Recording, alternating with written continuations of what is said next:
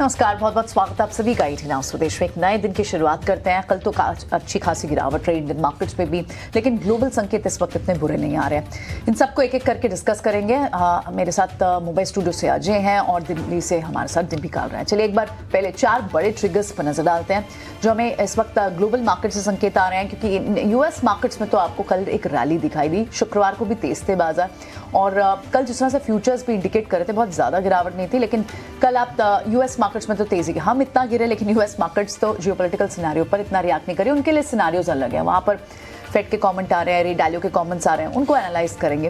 लेकिन फिलहाल आप गिफ्ट निफ्टी को देखें तो वो भी आपको रिकवर करता हुआ दिखाई दे रहा है, 19,620 के पास है। दूसरा बड़ा संकेत, क्योंकि क्रूड पर इस वक्त सबकी नज़र बनी हुई है और फिलहाल $88 के नीचे ज़रूर क्रूड है। कल इसमें एक सर्ज भी आया था, लेकिन अभी फिलहाल इस लेवल के आसपास है। और एफआईज की अगर आप बात करें तो वहाँ पर 900 करोड़ के आसपास कैश की बिकवाली भी है, इसे एनालाइज करना पड़ेगा। एफआईज लगातार बेच ही रहे हैं, लेकिन क्रूड की इस सिचुएशन से कल क्रूड डेरिवेटिव में क्लियर ट्रेड थे, आज क्या ट्रेड्स बनेंगे। साथ ही कुछ इंडिविजुअल स्टॉक्स को डिस्कस करेंगे। टाटा स्टील पर फिच का अपग्रेड आया है और साथ ही जो बिजनेस अपडेट्स आ रहे हैं रियल एस्टेट से, प्रेस्टीज के शानदार आए थे, शोभा के पहले अच्छे आए थे, अब फिनिक्स मिल के अच्छे अपडेट आए हैं, क्रिस्टॉन रियल्टी के अच्छे आए हैं, तो रियल एस्टेट पैक से अच्छी खबरें और तमाम सारे जो और बिजनेस अपडेट्स हैं उन पर भी नजर डालेंगे। ठीक है, ये 4 बड़े ट्रिगर आपने अब मोटा मोटी स्क्रीन पर देख लिया, इस पर हम डिस्कशन ज़्यादा करेंगे, लेकिन पहले जरा ग्लोबल मार्केट के पास आते हैं। और ग्लोबल मार्केट में ये समझते हैं जैसे कि जो इजराइल वाला मामला है, देखिए अभी चलेगा तो सही, लेकिन मार्केट ने उसको 1 से 2 दिन में ही डिस्काउंट करेगा या फिर इसमें थोड़ा और समय लगने जा रहा है। अजय, यही समझना है कि ये जो इजराइल और फिलिस्तीन का मामला है, ये ग्राउंड पे जो युद्ध हो रहा है तो शायद लंबा चल जाए, लेकिन मार्केट इसको कैसे रिएक्शन देगा? Morning Dimpy, good morning Priyanka. देखिए, ग्लोबल क्यूज को इस समय आपको 2 हिस्सों में बांटना पड़ेगा। एक तरफ खुशखबरी है और दूसरी तरफ बहुत ही दुख वाली बात है। अगर हम पहले दुख वाली बात को एड्रेस करते हैं, वो ये कि इजराइल अब रिटेलिएट कर रहा है हमास के एक्शन को लेके। तो आपने देखा होगा सोशल मीडिया पे हर जगह ज़बरदस्त रिटेलिएशन चल रहा है। बॉम्बिंग गाजा स्ट्रिप की शुरू हो चुकी है, तमाम उनका नेशनल बैंक, कुछ और मॉस्क वगैरह, वो सब बॉम्बिंग चल रही है बहुत ज़्यादा। लेकिन जो बाकी बड़े ग्लोबल देश हैं, इनफैक्ट यूएस तो ये भी बोल रहा है कि यूएस ने तो आग्रह किया है चाइना से कि आप ईरान से बात करिए कि वो इसको एस्केलेट ना हो यहाँ से। तो जो ग्लोबल कमेंट्री आ रही है, हालांकि डिवाइडेड है दोनों तरफ से, लेकिन कोई इस युद्ध में बहुत बड़ा प्लेयर ज्वाइन करता हुआ नजर नहीं आ रहा। ये एक अच्छी बात है। तो ये लग रहा है कि 2 पार्टी मामला है, मिडिल ईस्ट तक लिमिटेड रहेगा, बढ़ेगा नहीं। दूसरी बात यह कि क्रूड ऑयल के प्राइस को देखिए आपको क्रूड ऑयल के प्राइस में फॉलो अप तेजी नहीं नजर आई। रिस्क प्रीमियम, जिसे विश्वा हम हमेशा मार्केट लिंक करते हुए बात करते हैं, रिस्क प्रीमियम उसके अंदर और फैक्टर इन नहीं हो रहा है। यानी कुछ तो जानते हैं क्रूड ऑयल की यही मार्केट कि यहां से मामला बहुत फ्लेयर अप नहीं होगा। ये एक अच्छी बात है, ये एक अच्छा संकेत है ग्लोबल मार्केट में। दूसरी तरफ जो खुशखबरी है, उधर चलते हैं, और वो है यूएस से आ रही है। यूएस में मिस्टर जेफरसन जो है फेड के मेंबर, उन्होंने कमेंट्री दी है कि यील्ड्स इस समय ये दिखा रही हैं कि आगे शायद रेट हाइक ना हो। यील्ड्स में करीब 18 बेसिस पॉइंट की नरमी आई। यूएस यील्ड्स का गिरना स्टॉक मार्केट्स के लिए पॉजिटिव होता है, ये सिंपल बात है। यूएस यील्ड्स में कमी आई है। हमने देखा कि क्रूड ऑयल के अंदर रिट्रीट किया है, इनफैक्ट क्रूड ऑयल नीचे आया है, भाग जाना चाहिए था। ये सारी चीज़ें ये बता रही हैं कि यहाँ से संकेत संभलते हुए नजर आ रहे हैं। आज हम गैप अप की बात कर रहे हैं। कल लास्ट आवर ट्रेड थोड़ा दुखदाई था, लेकिन मैं आपको बता दूं कि कल के जो इंडियन मार्केट के स्क्रीन को अगर आप देखेंगे, मैं वॉल्यूम डेटा को एनालाइज कर रहा था, बहुत बड़े हाई वॉल्यूम्स के साथ बाजार गिरा नहीं है। एक औसत वॉल्यूम्स, एवरेज वॉल्यूम के साथ बाजार गिरा है। इसका मतलब है बाजार में होलसेल सेलिंग नहीं हुई है। अगर आपको इस तरह की क्रूड की वॉर की दस्तक सुनाई देती, क्रूड भाग जाता है, तो यूजुअली आपको उम्मीद हुई होती है कि बहुत बड़ी सेलिंग आई है, लेकिन आई नहीं है बहुत ज़्यादा। कैश मार्केट में भी 800-900 करोड़ की एफआई की सेलिंग आई है, उसके आगे 2200-2300 करोड़ डीआई ने खरीदा है। बाय द वे, भारतीय जो इन्वेस्टर्स हैं, डीआईज बहुत एलिवेटेड कैश लेवल पे बैठे हैं। वो पहले ही कॉशियस हो गए थे। 3 महीने से यहाँ पे फंड मैनेजर रोज आके कह रहे हैं कि साहब कॉशियस होने का समय है, कॉशियस होने का समय, यानी अपने कैश लेवल्स को रेज करके बैठे। तो उन्होंने खरीदा, एफआई ने बेचा जरूर, बट कम बेचा है। मुझे उम्मीद थी पर्सनली, जिस तरह का बाजार दिखाई दे रहा था, शायद 1,500-2,000 करोड़ की सेलिंग आई, बट आई नहीं। आज देखना होगा फॉलोअप में बाजार में क्या होता है, गैप अप होगा आज तो ऑफकोर्स, 15-20 मिनट में आपको मालूम चलेगा कि रिबाउंड आता है। कल के एक्शन तो स्क्रीन इतना खराब क्यों दिख रहा था? स्क्रीन इसलिए दिख रहा था क्योंकि अनवाइंडिंग हो रही थी। इंडेक्स फ्यूचर्स में भी, स्टॉक फ्यूचर्स में भी, दोनों में आपको अनवाइंडिंग होती हुई नजर आई। इनफैक्ट अच्छी बात मैं ये कहूंगा, mid cap small cap index को लेके आई डेटा साहब, प्रियंका आप खास नजर देनी चाहिए यहाँ पे। मिड कैप स्मॉल कैप में कल अच्छी अनवाइंडिंग दिखाई दी है। ये डेटा FII-DI में कैप्चर नहीं होता है बाय द वे, इसके लिए आपको मार्केट इंटेलिजेंस की जरूरत पड़ती है। कल स्मॉल कैप और mid cap index, small cap भी आएगी आपकी स्क्रीन पे, 1.5%, 1% घटा है। और ये जो एक फोर्स सेलिंग है, तो ये पूरे मामले ने, ये देखिए 2% स्मॉल कैप गया है, ये 2-4 दिन और घट जाए 6% टॉप से गिर चुका है स्मॉल कैप इंडेक्स। तो बाजार को जो हम बात कर रहे थे ना, एक फोर्स सेलिंग, वो बाजार को हेल्दी बना देगा। ऑलराइट। तो इसलिए बाजार के इंटरनल्स बहुत नेगेटिव नहीं दिखा रहे हैं। प्योर स्क्रीन दिखेंगी आप तो शायद आपको लगे कि बहुत दिक्कत वाली बात है, लेकिन bulk of the weakness Reliance, HDFC bank, select stocks में, इनफैक्ट IT तो साथ देने की कोशिश कर रहे थे। करेक्ट। तो मुझे लगता है कि आज वैल्यू बाइंग पहले आधे पौन घंटे में आ सकती है। बाजार को देखिए 19,500 पे हम सपोर्ट लेंगे। अगर इंटरडे डिप आती है तो 19,350 जो पिछले हफ्ते का लो है, वहां पे तो बहुत स्ट्रॉन्ग सपोर्ट है, मुझे लगता नहीं वो टूटेगा। बैंक निफ्टी थोड़ा 43,800 के आसपास सपोर्ट लेके आगे बढ़ना के चांसेस मुझे तो नजर आ रहे हैं। लेकिन ये जो पॉइंट मैंने आपको बताया था, इसके ऊपर थोड़ा सा और बात कर लेते हैं कि इंडेक्स फ्यूचर्स में भी अनवाइंडिंग थी। कोई होलसेल 2,000-2,500 करोड़ की सेलिंग आपको नजर नहीं आई। तो जो FI का डेटा है वो डरावने जैसा नहीं था। स्क्रीन और FI डेटा मैच नहीं कर रहे थे, यानी हल्की सेलिंग हुई है ये। ओके। डिम्पी, आपने कल F&O डेटा को कैसे एनालाइज किया?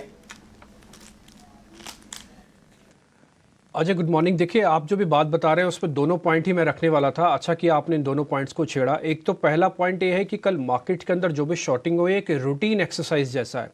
कल डे स्पेशल था क्योंकि आपको ये रिएक्ट कर रहा था, लेकिन मार्केट ने ऐसा रिएक्शन एबनॉर्मल नहीं दिया। दूसरा पॉइंट, 3-4 दिन पहले हमने एक वर्ड इस्तेमाल किया था आपके सामने कि मार्केट को बहुत अच्छी आदत हो गई है कि 19,500 पे आके सारी नेगेटिविटी को एब्जॉर्ब कर लेता है, सोख लेता है, खींच लेता है। आप पिछले 10 दिन में देखेंगे चाइना के बाजार बंद हैं, डॉलर इंडेक्स बढ़ गया, इजराइल वाला मामला हो गया, लेकिन मार्केट ने 19,500 वाली अपनी उस लाइन को नहीं छोड़ा है, उसके अंदर सब चीज़ों को एब्जॉर्ब कर रहा है। कल की क्लोजिंग भी 19,500 के ऊपर ही हुई है। तो बाय द वे अगर आप उसको कमज़ोर भी माने तो फिर भी लेवल्स के हिसाब से कमज़ोर नहीं थी।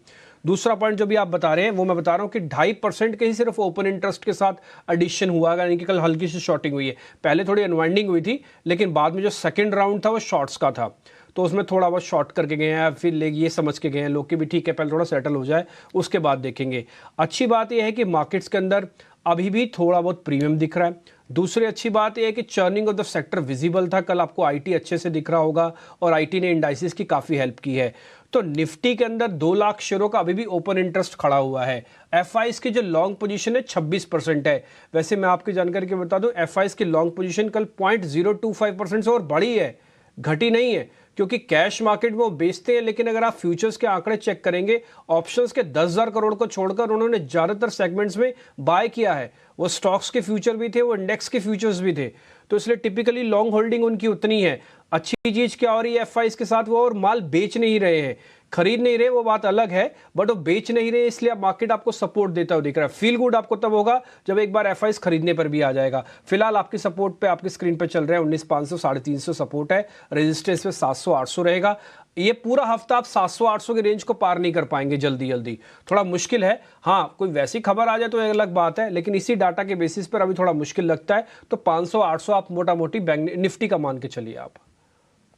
ये तो बात हुई निफ्टी पर डिम्पी, लेकिन बैंक निफ्टी पे ट्रेंड तो दिख रहा है। कल जो शॉर्ट्स बने हैं, फ्रेश शॉर्ट बने हैं, आज कैसा और क्या क्या डेटा पॉइंट्स निकल कर आए हैं? देखिए, कल बैंक निफ्टी में 2 काम हुए हैं। एक तो प्रीमियम जो करीब 200 पॉइंट के आसपास का, 150 पॉइंट के आसपास का चलता था, घट के 100 पॉइंट से नीचे चला गया। दूसरा पॉइंट ये है, आपने कई बार अजय को बोलते हुए देखा होगा कि जब भी क्रूड चलता है तो बैंक के लिए नेगेटिव होता है। ये मार्केट का एक सिल्वर लाइनिंग है। अगर आप क्रूड चलेगा तो सबसे पहले इंपैक्ट मैक्रो से बैंक जुड़े हुए हैं, तो बैंक्स पे आता है इंपैक्ट। इसलिए कल बैंकिंग ने जद्दोजहद भी की, लेकिन हमने 44,000 के लेवल के ऊपर क्लोज नहीं कर पाया। लेकिन अच्छी बात है, S2 जिसको हम सपोर्ट 2 कहते हैं, 43,800, उसके ऊपर इसने क्लोज दिया है।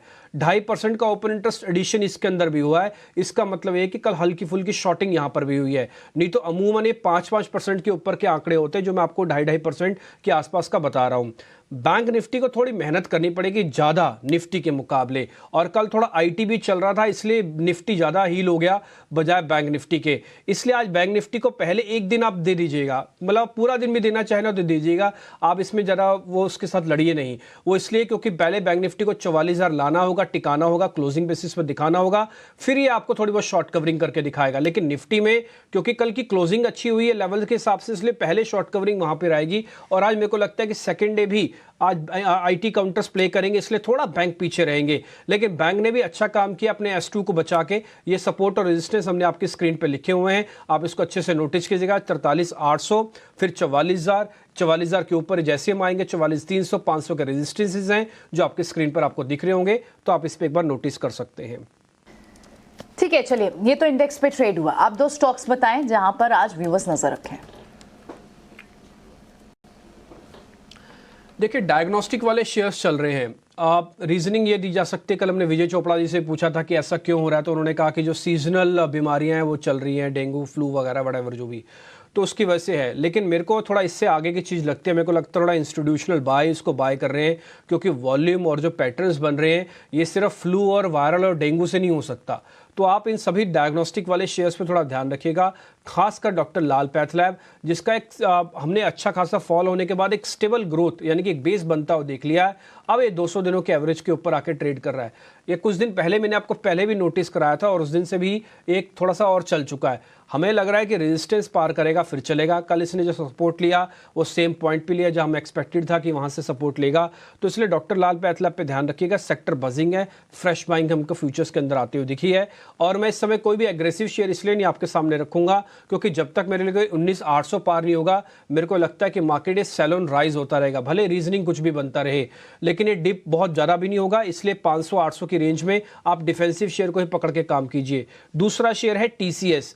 देखिए कल ना आईटी के अंदर हल्की बाइंग आई है। TCS में खबर है, नंबर इसके पहले आ रहे हैं सबसे पहले में, तो TCS को ना इग्नोर मत कीजिएगा। कल हमने जब खुद से पता किया कि एक आईटी कंपनी बताओ, तो उन्होंने कहा क्यों ना लीडर्स के साथ ही जाया जाए जहां पे अब खबर भी है। तो ये बायबैक की अनाउंसमेंट हुई है 43-45 की, जो मार्केट समझ रहा है कि ये आ जाएगा, तो ये एक अच्छा है। और इसने रेजिस्टेंस को भी ब्रेक किया हुआ है, स्ट्रॉन्ग बेस है, 200 दिन की एवरेज है। TCS और डॉक्टर लाल पैथलैब ये आज के 2 शेयर्स हैं। नेचर बाजार का यहां से भी जारी रह सकता है और ऐसा डिम्बी का मानना है, डिम्बी के स्टॉक्स का रिफ्लेक्शन ऐसा दिखा रहा है। लेकिन आगे बढ़ते हैं और ट्रेडिंग की बातचीत, स्पेसिफिक ट्रेडिंग आइडियाज ये सारी हम अपने पैनलिस्ट के साथ आगे लेके चलते हैं। वैशाली पारेख, जय पटेल और कपिल शाह तीनों हमारे साथ जुड़ चुके हैं। Good morning gentleman and the lady. Vaishali, शुरुआत आपसे करूंगा। कल के बाजार की स्क्रीन पे जो आपको क्लोजर दिख रहा था लास्ट आवर ट्रेड, एक भी अटेम्प्ट नहीं हुआ। गैप डाउन के बाद भी हम नीचे बंद हुए, गैप डाउन के बाद और फर्दर वीकनेस आई। इसको आप कैसे देखती हैं लेवल्स के हिसाब से? निफ्टी, बैंक निफ्टी की बात कर लें, और ये वीकनेस डेटा में रिफ्लेक्ट नहीं हुई थी हैवी वॉल्यूम्स में या फिर इवन इंस्टीट्यूशनल फ्लोज नहीं, क्या इसको मैं पॉजिटिव साइन से लूं? Very good morning to all of you. Actually, it is very hard to say because Friday हम गए थे एक पॉजिटिव व्यू बना के, फिर कल हमने देखा एक गैप डाउन ओपनिंग हुआ एंड ऑफ कोर्स सस्टेन नहीं हुआ। Latter part of the day हमने देखा एक सेलिंग प्रेशर है। सो I would say 19,450 still acts as a very crucial support, और आज हम देख रहे हैं दैट एक पॉजिटिव ओपनिंग हो सकता है। सो आई वुड से थोड़ा वेट एंड वॉच करना चाहिए because as long as 19,450 level still if it is maintained, we would say कि रेंज बाउंड है 19,700 का रेजिस्टेंस एंड 19,450 का सपोर्ट। बट अगर 450 टूटता है देन डाउनवर्ड प्रोजेक्शंस स्टार्ट और 19,300 19,200 के लेवल्स आ सकते हैं। बैंक निफ्टी भी अगर आप बात करें तो कितने दिनों से 43,800 से बाउंस आता ही रहता है। बट कल what we have observed is that PSU bank, specially SBI bank, आप देखेंगे गैप डाउन से शुरू हुआ और एट लोअर लेवल्स, सो उसमें थोड़ी वीकनेस दिख रही है। अभी भी कोटक बैंक, HDFC बैंक, किसी में भी एक स्ट्रेंथ नहीं दिख रही है and it continues to show lows. Reliance भी आप देखेंगे तो लो ही बनाता जाता रहता है। So it's hard to tell कि यहाँ से हम बाउंस देखेंगे और सस्टेन हो सकता है कि नहीं। आई थिंक फिलहाल थोड़ा बायस करेक्टिव है। आपका करेक्टिव रहेगा। जय पटेल, बताइए आपके ट्रेडिंग आइडियाज कैसे दिख रहे हैं अभी? तो गुड मॉर्निंग एवरीवन। सो आज का एक बाय कॉल रहेगा और एक सेल कॉल रहेगा। तो पहले सेल साइड पर एक्साइड इंडस्ट्रीज पर सेल देना चाहूंगा। अराउंड 255 पर ये शेयर प्लेस्ड है। सो एक्साइड का अक्टूबर का फ्यूचर बेसिकली सेल कॉल रहेगा, तो वहां पर अराउंड टारगेट 245 के वहां पर हम देख सकेंगे। हमने देखा कल के दिन में अराउंड 50 डे मूविंग एवरेज को ब्रिज किया डाउन साइड पर, और जो क्रिटिकल सपोर्ट था जहां कंसोलिडेशन स्ट्रांग हो रहा था उसको भी नीचे साइड पर ब्रिज किया। तो एक्साइड इंडस्ट्रीज का मुझे लग रहा है अभी भी एक डाउनफॉल आ सकता है। 245 तक के टारगेट दिख सकते हैं, और स्टॉप लॉस हम रखना चाहे तो 261 तक रख सकते हैं। और दूसरा जो बाय कॉल है वो पीजी इलेक्ट्रोप्लास्ट पर है। सो पीजी इलेक्ट्रोप्लास्ट की बात करें तो वहां पर हमने देखा कल सब मूविंग एवरेजेस के ऊपर ट्रेड किया। कल के गद्दे मार्केट में भी अच्छा ये स्टॉक चला, प्लस सुपर ट्रेंड लाइन के ऊपर चला। वॉल्यूम थोड़ा आया, मोर देन एवरेज वॉल्यूम आया, प्लस आरएसआई की तरफ से पॉजिटिव क्रॉसओवर देखा। तो पीजी इलेक्ट्रोप्लास्ट पर अराउंड 1875 का कल क्लोजिंग था। बाइंग साइड पर हम टारगेट देख सकेंगे तो अराउंड 1955 का देख सकेंगे। 1955 का टारगेट प्राइस होगा। स्टॉप लॉस अराउंड 1820 का रख के ये स्टॉक को लॉन्ग कर सकते। एक बाय और एक सेल। कपिल शाह, आपके ट्रेडिंग आइडियाज कैसे दिख रहे हैं? जी, मेरे भी यहाँ पे मिक्स ही है। जैसे डिम्पी जी भी बता रहा थे कि डायग्नोस्टिक सेक्टर में कुछ मोमेंटम है, तो मेरी भी रीडिंग मार्केट में कुछ इसी तरीके से बन रही है, लेकिन स्टॉक अलग है। मैंने एक मेट्रोपोलिस पे फोकस किया हुआ है। तो मेट्रोपोलिस का स्ट्रक्चर ये है कि इसके मंथली चार्ट पे काफी अच्छी वीकनेस आई हुई है, और जो उसके प्रीवियस बॉटम हुआ करते 2018-19 के यहाँ पे, तो वहां पे ही उसके बॉटम बना के हमें राइज देखने मिल रही है। वीकली चार्ट पे, डेली चार्ट पे हमारे कुछ एक cup and handle pattern, technical pattern होती है जो एक बुलिश साइन सिग्निफाई करती है, तो उस टाइप का फॉर्मेशन हमें देखने मिल रहा है। तो मेट्रोपोलिस 1500 के लेवल के ऊपर हमें एक पॉजिटिव व्यू लग रहा है, और ऊपर में हमें और भी 1620 तक के अपसाइड पोटेंशियल देखने मिल रहे हैं, और 1440 के इसके स्टॉप लॉस रहेंगे। और दूसरा कॉल मेरा शॉर्ट के साइड होगा L&T FH। हमने कहां न कहां पे फाइनेंशियल सर्विसेज स्पेस पे कुछ ना कुछ प्रेशर देखने मिला हुआ है, और L&T फाइनेंस का जो रेजिस्टेंस लेवल है अभी 140 का, वो अभी का नहीं है। 2018 से ये सिलसिला चलता आ रहा है कि 140 के यहाँ पे आके प्राइस में थोड़ा सा रिएक्शन आ जाता है। और अभी भी शॉर्ट टर्म में भी 2 से 3 अटेम्प्ट हो गई है कि 40 स्टॉक 140 के ऊपर मींस यहाँ पे आता है, और वहां से 120 के नीचे में हमें एक डाउनवर्ड मूव देखने मिलता है। तो स्टॉक अभी मिडिल पॉइंट पे है, 131 के यहाँ पे है। तो मुझे लग रहा है कि यहाँ पे और वीकनेस आ सकती है, तो 131 पे शॉर्ट करना चाहिए L&T FH। 135 का स्टॉप लॉस रहेगा, और नीचे में हमें 122 से 123 के लेवल देखने मिल सकते हैं। ऑलराइट, L&T फाइनेंस पर कल भी एक दबाव था और फर्दर आप दबाव देख रहे हैं। वैशाली से भी समझ लेते हैं वो आज कैसे ट्रेड करेंगे। वैशाली? सो ऑफ कोर्स मेरे भी एक बाय है और एक सेल है। So overall I think pharma sector will act as a defensive. और आप देखेंगे डॉक्टर रेड्डी का long term chart very good, trend is intact, और फिलहाल 5300 के कंसोलिडेशन से एक अपवर्ड मूव हम देख रहे हैं। सो आई वुड से 5300 के स्टॉप लॉस के साथ ही एक पोजिशनल ट्रेड स्ट्रेटेजी बनेगी 6000 के टारगेट के लिए, और एक शॉर्ट टर्म ये इंट्राडे भी हो सकता है। SBI का मैं सेल दे रही हूँ। It will be a conditional cell. 585 के नीचे अगर सस्टेन करता है तो 575 का टारगेट रहेगा डाउन साइड, और अपवर्ड रेजिस्टेंस इज 595। ठीक है, SBI शॉर्ट है, आपने इसके बारे में जिक्र भी किया था विशाली स्टार्टिंग में ही, और आप कह रहे हैं कि डॉक्टर रेड्डीज ठीक है। कल शॉर्ट कवरिंग एक्चुअली होते हुए दिखे डॉक्टर रेड्डीज के अंदर, और ये थोड़े डिफेंसिव कम एग्रेसिव शेयर में से शामिल होता है डॉक्टर रेड्डीज।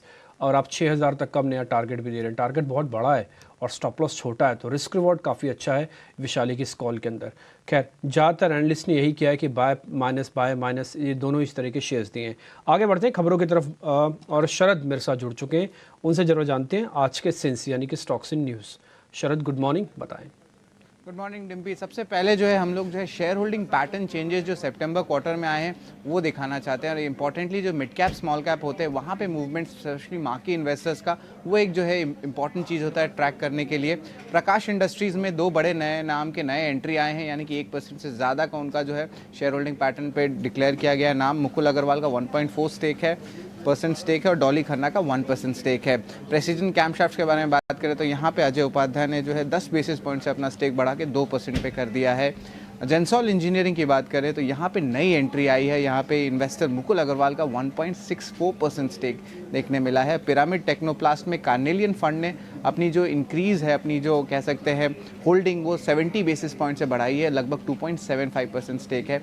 ये विकास खेमानी द्वारा प्रमोटेड एंटिटी है। कैपसाइट इंफ्रा में जो कन्वर्जन हुई थी प्रेफरेंशियल के बाद, वहाँ पे मुकुल अग्रवाल का स्टेक जो है ऑलमोस्ट 3.67% बढ़ के ऑलमोस्ट 8% हो गया है, तो इस पे भी फोकस रहेगा। तो ये तो ओवरऑल आपके शेयर होल्डिंग पैटर्न्स के चेंजेस आए थे और आज स्टॉक्स में इन्हें रिएक्शन भी देखने मिल सकता है।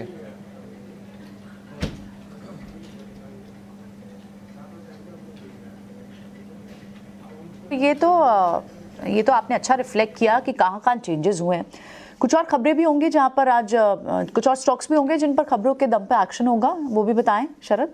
जी बिल्कुल, Q2 अपडेट्स जो है बहुत इंपॉर्टेंट रहता है। यहाँ पे जो है फिनिक्स मिल्स और कीस्टोन रियल्टर्स यानी कि रुस्तम जी, इन दोनों के ऑपरेशनल नंबर्स बहुत स्ट्रॉन्ग आए हैं। एक रियल एस्टेट का है साइड और एक है आपका कमर्शियल का, स्पेशली मॉल्स का और फेस्टिव सीजन के ऊपर। तो इन दोनों स्टॉक्स पे रडार रहेगा। और जो पहला अर्निंग है KPI ग्रीन का, उनके भी नंबर्स जो हैं बहुत अच्छे आए हैं। ओवरऑल टॉप लाइन ग्रोथ लगभग 30% का है। खबरों वाले शेयर्स में एनएल, डीबी कॉर्प और आप जागरण प्रकाशन, ये तीनों स्टॉक्स को ज़रूर अपने रडार में रखिएगा, क्योंकि जो गवर्नमेंट है एड बेस रेट्स को प्राइवेट FM रेडियोज़ के लिए बढ़ा दिए, 43% का कर दिया। अब इसका क्या इम्पैक्ट है कि ओवरऑल जो इनके एड रेवेन्यूज़ हैं वो बढ़ जाएंगे। और अभी इलेक्शन सीजन भी स्टार्ट हो रहा है, तो इनके जो है खुद के रेडियो के आर्म्स भी हैं। और ऑफकोर्स प्रिंट का तो जो है ओवरऑल बातचीत तो चल ही रहा है, तो इन तीनों स्टॉक्स पे ज़रूर फोकस रखिएगा। वेल्सपन, इंडोकाउंट, हिम्मत सिंह साइड फोकस में रहेगा। पॉजिटिव इम्पैक्ट देखने मिल सकता है, क्योंकि जो US इम्पोर्ट है होम टेक्सटाइल प्रोडक्ट्स की, मंथ ऑन मंथ बेसिस पे जो टावल्स होती है और कॉटन शीट्स होती है, उसमें बढ़ोतरी देखने मिला और ये जो है एक्सपोर्ट करते हैं। और मजगांव डॉक शिप बिल्डर्स ने लेटर ऑफ इंटेंट किया यूरोपियन क्लाइंट के साथ, जहां पे 10 वेसल्स बनाएंगे। और वहीं अगर जीनस पावर की बात करें तो बड़ी ऑर्डर आई है 3000 करोड़ की। ये दोनों न्यूज़ पॉजिटिव है कंपनीज़ के लिए। CGDs यानी कि आपके जो IGL, MGL, ये गुजरात गैस जैसे स्टॉक्स फोकस पे रहेंगे, क्योंकि जो CNG मार्केट शेयर है PV का सितंबर मंथ में, अब वो डबल डिजिट टच कर गया। और अगर सेल्स के बारे में बात करें तो 71% का ग्रोथ आया है। यानी कि अगर CNG डिमांड बढ़ रही है गाड़ियों की, तो ऑफकोर्स CNG का भी डिमांड बढ़ेगा। तो एक सेंटिमेंटली पॉजिटिव इम्पैक्ट देखने मिल सकता है। लाइफ इंश्योरेंस की डेटा आई है सितंबर में, और यहाँ पे देखा जाए तो HDFC लाइफ एक्साइड के लार्जली म्यूटेड रहे हैं, ICICI प्रू के वीक रहे हैं। लेकिन जो स्ट्रेंथ आया है वो SBI लाइफ में देखने मिला है। जो नई बिजनेस आई है सितंबर में, वहाँ पे 16% का ग्रोथ है। और वहीं अगर LIC की बात करें तो बहुत ख़राब आया है, weak set of premium growth आया है। आप कह सकते हैं ऑलमोस्ट 28% का डाउनटिक है। और मैक्स लाइफ का जो है 24% का ग्रोथ आया है। आखिरी में जोमेटो के बारे में भी ज़रूर कहूँगा। यहाँ पे जो है एजेंसी से रिपोर्ट आ रही है कि जो स्विगी की डिलीवरी राइडर्स हैं वो मुंबई रीजन में जो है इंडेफिनाइट स्ट्राइक पे चले गए हैं। तो ऑफकोर्स एक डुओपोली मार्केट है, तो जोमेटो को जो है थोड़ा सेंटिमेंटली फ़ायदा मिल सकता है। तो ये सारे स्टॉक्स जो है दिन के ट्रेड में आपके रडार में होने चाहिए।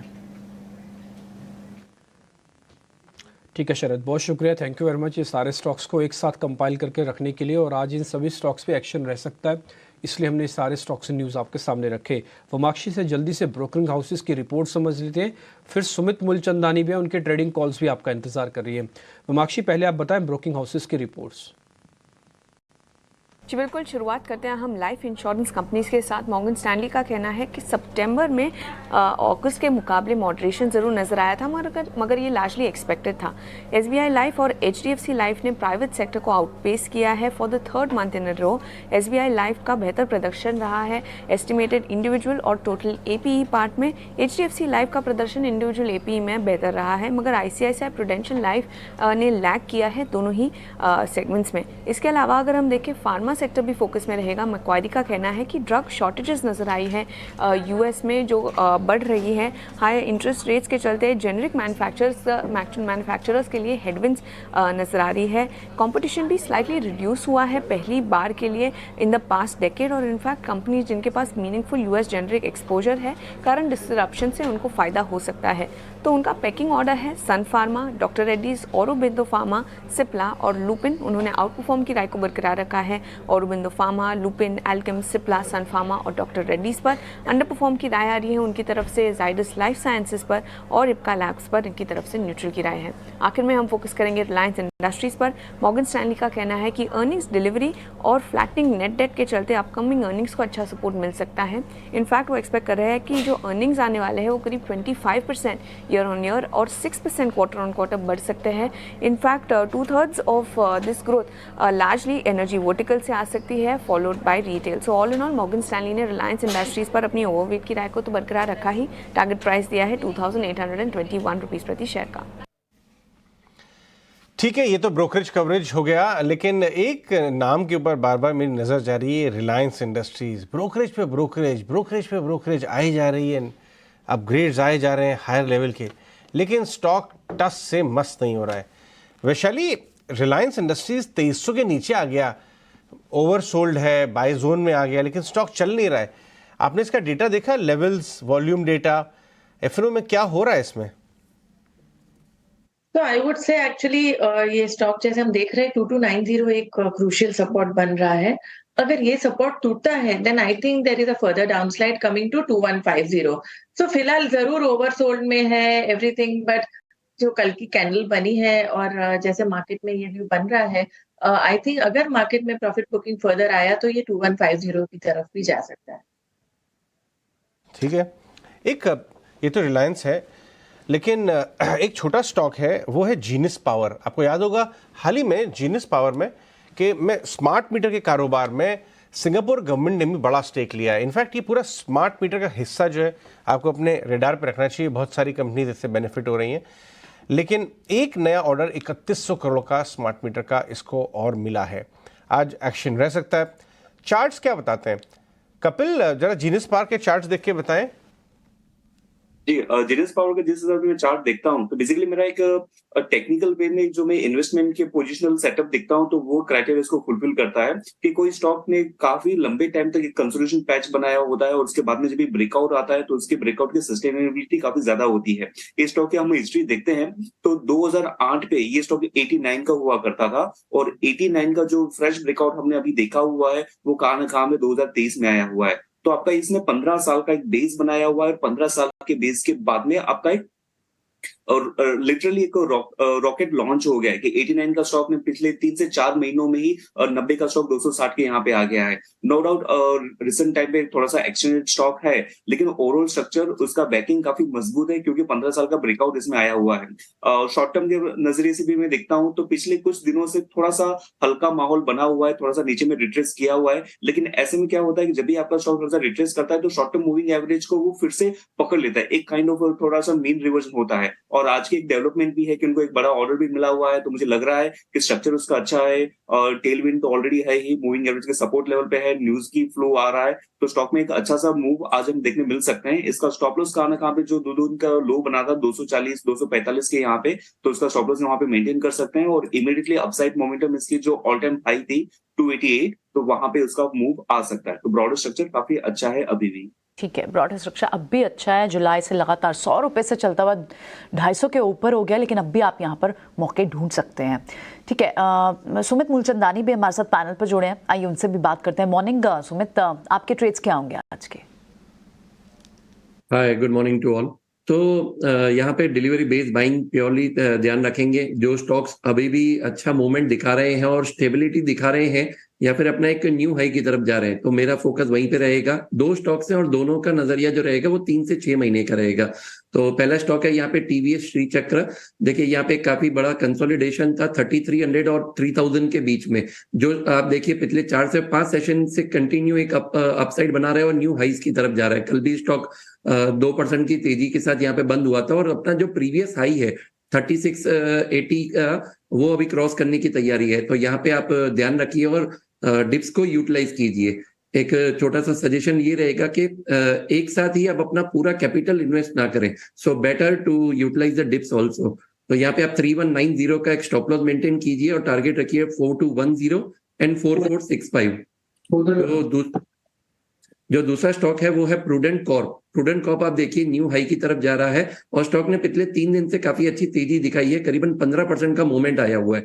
सो same advice, utilise the dips here, keep the stop loss of 1170, target 1520 and 1600। Alright, तो ये तो आपके दो स्टॉक्स यहाँ पर एडिशन हुई, सुमित मूलचंदानी की भी। अब सारे एक्सपर्ट्स के हमारे पास रिकमेंडेशन आ गए। विनोद मोदी भी है हमारे साथ आज बाजार पर फंडामेंटल नजरिया देने के लिए। विनोद, मॉर्निंग आपके पास भी आते हैं, लेकिन कुछ स्टॉक्स भी डिस्कस करते हैं, क्योंकि कल हालांकि क्लोजिंग में आ गया था। Life insurance, non life insurance के सितंबर के डेटा आए थे, अब लाइफ इंश्योरेंस के भी सितंबर के डेटा आए हैं, और कुछ स्टॉक्स तो हैं जो इनके इनलाइन हैं, कुछ के वीक हैं, जैसे SBI लाइफ जैसे स्टॉक्स जिनके काफ़ी स्ट्रॉन्ग डेटा पॉइंट रहा है सितंबर मंथ के लिए। न्यू बिजनेस प्रीमियम जो है वो 16% बढ़ा है, YoY फिगर्स है। क्या आज इसमें एक ट्रेड पॉसिबिलिटी ढूंढनी चाहिए? आप बताएं जय।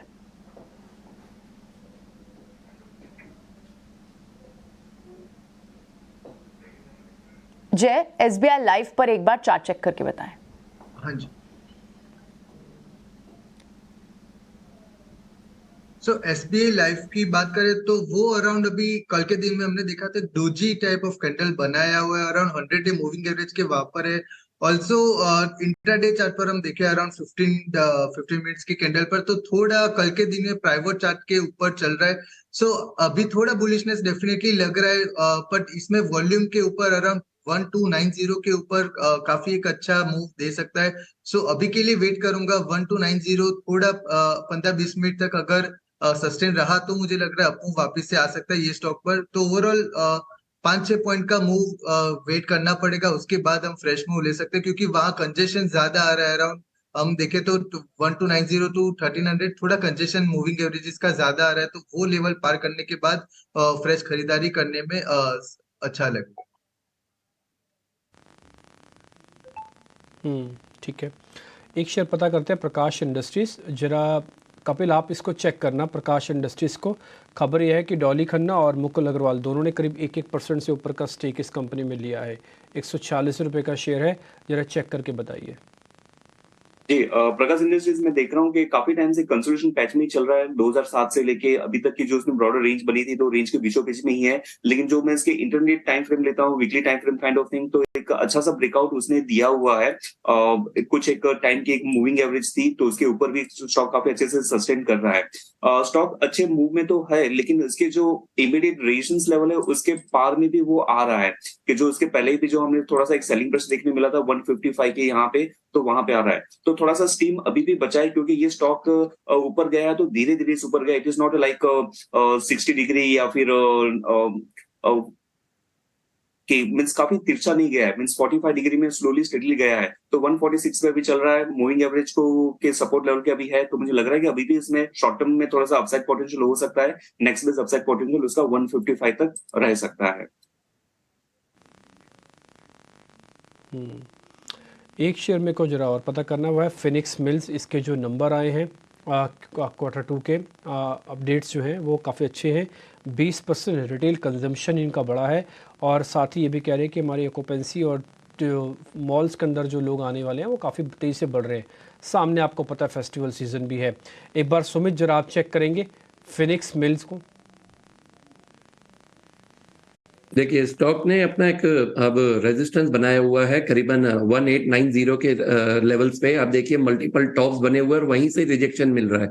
तो जिनके पास ऑलरेडी होल्डिंग है उनको एक बार होल्ड की मैं सलाह दूंगा। यहाँ पे आप स्टॉप लॉस मेंटेन कीजिए 1720 का। यहाँ पे बाकी जो फ्रेश अगर किसी को खरीदारी करनी है तो मैं थोड़ा सा वेट एंड वॉच का नजरिया रखूंगा।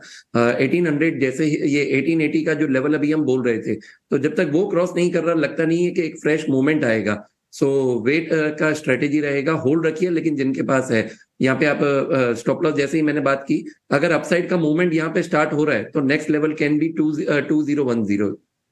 इनफैक्ट सुमित, आपके तो घर के पास इन्होंने एक नया मॉल भी खोला है अहमदाबाद में, सरखेज हाईवे पे। बहुत ही शानदार मॉल है, आप होके आए वहाँ पे? फिनिक्स का, फिनिक्स मार्केट सिटी क्या नाम रखा है? मॉल एकदम से मुझे ध्यान नहीं आ रहा है, लेकिन मैंने आपको लास्ट टाइम बात की थी कि आप लास्ट वीक भी आए थे और आपने मौका नहीं दिया साथ में चलने का। तो मैंने आपको वहां पे बात किया था कि एक स्पेशल उन्होंने डम एंड जो स्पेशल इनएबिलिटी वाले लोग हैं उनका एक रेस्टोरेंट है, वो एक बहुत बढ़िया अट्रैक्शन है। वहां पे आप कभी भी विजिट कीजिए। अगली बार, इस बार बहुत बहुत फ्लाइंग वाली विजिट थी। मैं भी हाईवे से जा रहा था, तभी मैंने देखा वो मॉल बहुत ही शानदार नया नवेला फिनिक्स का मॉल। लेकिन नेक्स्ट टाइम आपके साथ चलेंगे और शॉपिंग भी करेंगे और रेस्टोरेंट में खाएंगे पिएंगे भी। लेकिन आगे बढ़ते हैं। विनोद, ये कैपेसिटी इंफ्रा, इसके अंदर कुछ नेगेटिव न्यूज़ आई थी, लेकिन उस ब्लॉक डील में गिरावट के बाद काफ़ी बड़े बड़े लोगों ने माल लेता हुआ नजर आए। मुकुल अग्रवाल ने भी माल लिया इसमें, और खबर ये आ रही है कि कैपेसिटी एक ऐसी यूनिक कंपनी बन गई है जो अल्ट्रा टॉल जो अपने बिल्डिंग्स होती हैं 100 फ्लोर्स के ऊपर वाली जो होती हैं, स्काई स्क्रेपर बिल्डिंग्स का बहुत यूनिक ठेकेदार है, क्योंकि वहाँ पे सबसे ज़्यादा कंपटीशन होता नहीं है, चुनिंदा कंपनी है और वो रेगुलर काम नहीं होता है, क्योंकि ये बहुत स्पेशलाइज्ड काम है 100 फ्लोर के ऊपर की बिल्डिंग बनाना। आपने इसको या किसी और कॉन्ट्रैक्टिंग कंपनी पर नज़र डाली है क्या? Very good morning Ajay ji. कैपेसाइट infra definitely जिस हिसाब से इनका आई मीन जो टेक्निकल आप बोल सकते प्री क्वालिफिकेशन ये सब में सारे में अच्छे फिट होते हैं, एक्सपीरियंस कंपनी है। हालांकि बीच बीच में कॉर्पोरेट गवर्नेंस को लेकर के इसमें क्वेश्चन राइज होते हैं, बट आई थिंक जहां तक इनकी ऑर्डर बुक का सवाल है, मुझे लगता है ऑर्डर बुक इनका अगर देखे तो काफी बेहतर नजर आता है, जिसकी वजह से इसके रेवेन्यू विजिबिलिटी में किसी भी प्रकार का भी डाउट नहीं है, राइट। लेकिन जो वैल्यूएशन है, वैल्यूएशन मुझे लगता है कि इनका जो वैल्यूएशन अभी भी compare to other company for example अगर जे कुमार इंफ्रा ये सबसे मैं इनको अगर कंपेयर करूं तो ये थोड़े से डिस्काउंट में अभी भी ट्रेड करता है, राइट। हमारे ख्याल से अगर लॉन्ग टर्म ग्रोथ प्रोस्पेक्टिव के हिसाब से देखें तो it could B a good company, but at the same time मुझे नहीं लगता है कि इनका जो वैल्यूएशन री रेटिंग इतना जल्दी होगा, क्योंकि कहीं ना कहीं कुछ डेवलपमेंट्स आई थिंक लास्ट 5 साल में देखे जो इन्वेस्टर्स के दिमाग में अभी भी है मेरे ख्याल से, और definitely it will take some time I think execution और ये सब का मामले ऑर्डर बुक को देखते हुए लॉन्ग टर्म पर्सपेक्टिव से ये अच्छा लगता है स्टॉक।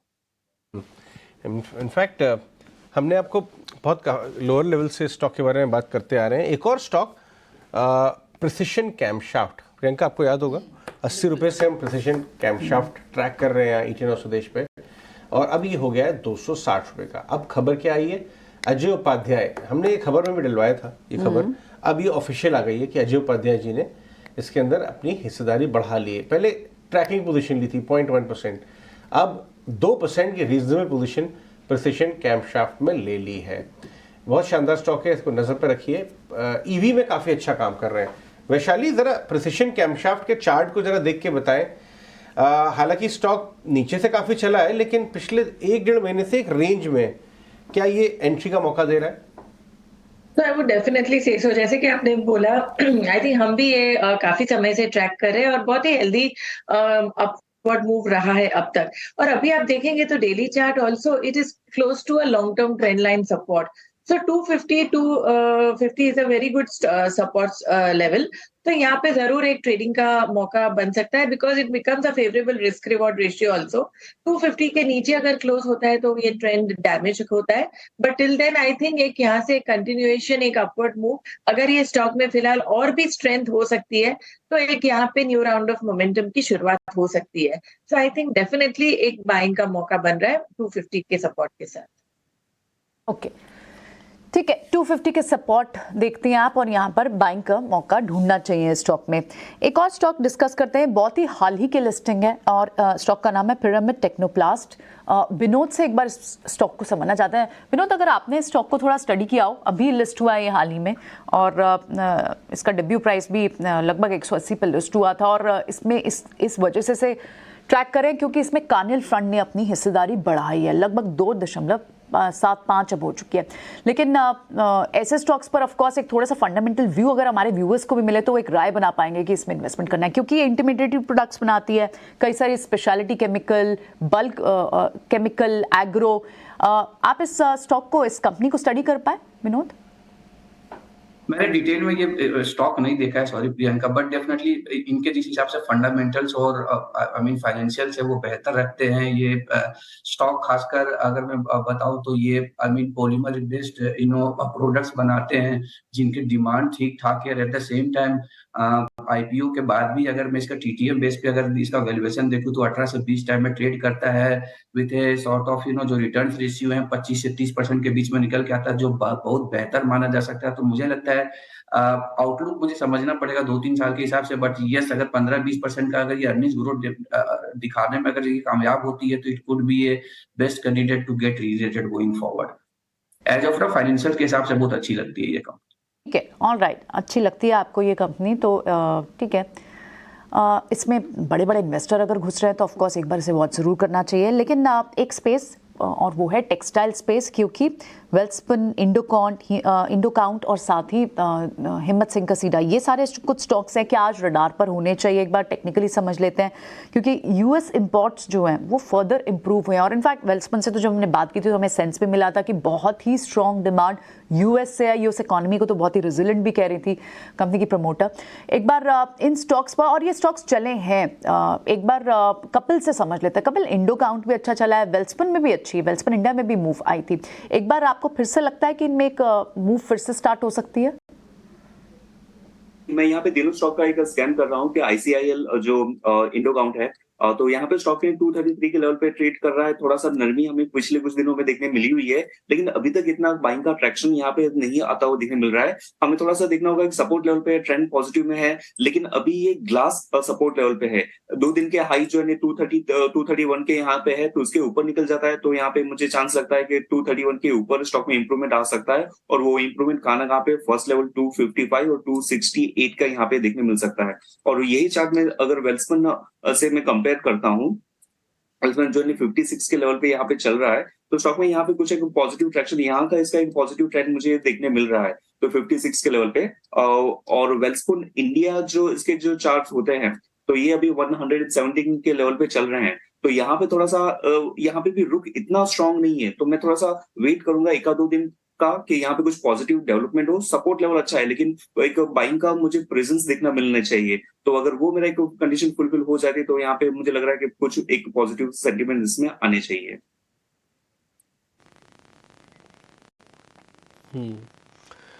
कल जब मार्केट गिर भी रहा था, लेकिन उसके बावजूद एक जो शेयर चल रहा था उसका नाम था डेल्टा कॉप, काफ़ी अच्छे से चला। हमने आपको जीएसटी काउंसिल में जो बातें हुई, हालांकि सीधी सीधी कोई रिलीफ इनको नहीं मिली, लेकिन इनडायरेक्टली रिलीफ एक आ गई इनके पास, क्योंकि ज़्यादातर स्टेट्स के वित्त मंत्रियों ने कहा कि जो आप नोटिस भेज रहे हैं ना जीएसटी कलेक्शंस के, वो ठीक नहीं है, आप उसको थोड़ा वापस से देखिए। और फाइनेंस मिनिस्टर ने कहा कि ठीक है, हम इसको रिवाइज़ करेंगे, इसको देखेंगे। तो रिलीफ थोड़ा आया और कल 2.5% ऊपर जाके बंद हुआ। मोदी जी, एक चीज़ मेरे को आप बताइए, आपको डेल्टा कॉप इस भाव पे ठीक लग रहा है? मैं मानता हूँ कि ठीक है, जीएसटी वाला मैटर सॉल्व नहीं हुआ, मैं ये भी मानता हूँ कि ये लीगल पेच है, हो सकता है थोड़ा समय लग जाए, लेकिन जो बिज़नेस इनके पास है, जो काम इनके पास है, जो आगे सीज़न इनके पास है, वो सब तो एज इट इज़ ही खड़ा है ना, उसमें क्या लीगलिटी? जी हाँ, आई मीन स्टॉक देखिए, स्टॉक में जो गिरावट जो हुई है, आई थिंक काफी ज्यादा सीवियर गिरावट हुई है। आई थिंक 180 वाला स्टॉक ऑलमोस्ट अभी 140 का लेवल पे है, राइट। मुझे लगता है ये जीएसटी का जो इन पे जो न्यूज आया था काफी बड़ा, आई मीन नेगेटिव न्यूज था, और मुझे लगता है उसके वजह से इसके बिजनेस पे रिस्क आई थी, जिसके वजह से स्टॉक में बहुत बड़ा करेक्शन आएगा। बट यस, पिछले कुछ दिनों से देख रहे, जैसे जीएसटी काउंसिल में इसका डिस्कशन हुआ, एट द सेम टाइम कुछ पॉलिटिकल पार्टीज ने भी ये चीज का मुद्दा उठाया कि जिस हिसाब से आप टैक्सेस बढ़ा रही है पर्टिकुलर इंडस्ट्री को ही खत्म करने की बात करें, तो मुझे लगता है कि इन सब चीजों को मद्देनजर रखते हुए थोड़ा बहुत सेंटिमेंटल इम्पैक्ट आया है पॉजिटिव वे में। और यस, स्टॉक जहां से मैं बोला करेक्शन के बाद अगर मैं इसको पीई के नजर से देखूं तो आज का जो पी जो है, I mean current base TTM base पे 13 से 14 टाइम पे ट्रेड करता है, तो मुझे लगता है यहाँ इस भाव पे कुछ होने को ज्यादा नहीं लगता है मुझे ये स्टॉक पे।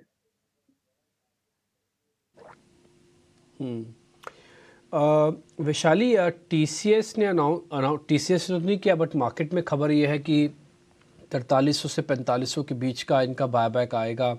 अभी रिजल्ट्स भी आने हैं, और टीसीएस ने कल थोड़ी हिम्मत भी दिखाई। ये इकलौता ऐसा शेयर था बड़ी आईटी कंपनीज में जो गैप के साथ खुला, हालांकि ज़्यादा मेंटेन नहीं रख पाया, लेकिन फिर भी एक गैप के साथ खुला।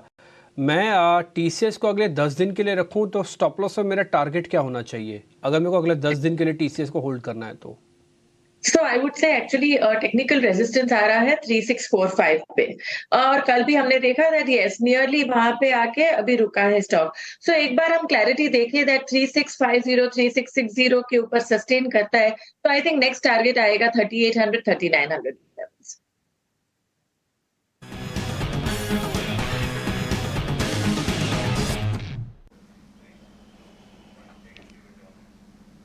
बिल्कुल, तो कमाई की नई सौगात बताने के लिए हमारे साथ संजीव भसीन जी जुड़ गए हैं, उनसे बात करते हैं। मॉर्निंग भसीन जी, कल एक अच्छा मौका था जिन लोगों ने बाइंग की होगी, लेकिन कोई बात नहीं, जिनके पास आज कल मौका नहीं था उनके पास आज है। आज बताइए कौन सी पिक्स ऐड करें। गुड मॉर्निंग प्रियंका, आपको भी, अजय को और सबको और दर्शकों को। क्योंकि जैसे मैंने कहा हिस्टोरिकली, कल मैंने इंग्लिश चैनल पे कहा था कि fear and the first guns when they are fired are generally a very good bottoming out process. और दूसरी बात, you know, even on Friday, despite strong job numbers, US markets are discounting all bad news, which was evident yesterday. और मुझे लगता है, you know, it's a very unfortunate event जहाँ इतनी loss of lives है, but I think this will be short-lived and is a buying opportunity because सारी bad news है. Secondly, Priyanka ji, आपने देखा bond yields because of a flight to safety came down by 14 basis point and so has the dollar weakened. मुझे यहाँ से dollar 102 दिखता है and yields can fall faster than you thought, which means emerging markets can be a very sweet spot. और India मेरे को out performer है। कल आपको इंट्राडे में भी अशोक लीलैंड और एयू बैंक दिया था। आज के मेरे दो टॉप पिक्स हैं, आप कहें तो मैं बताऊं।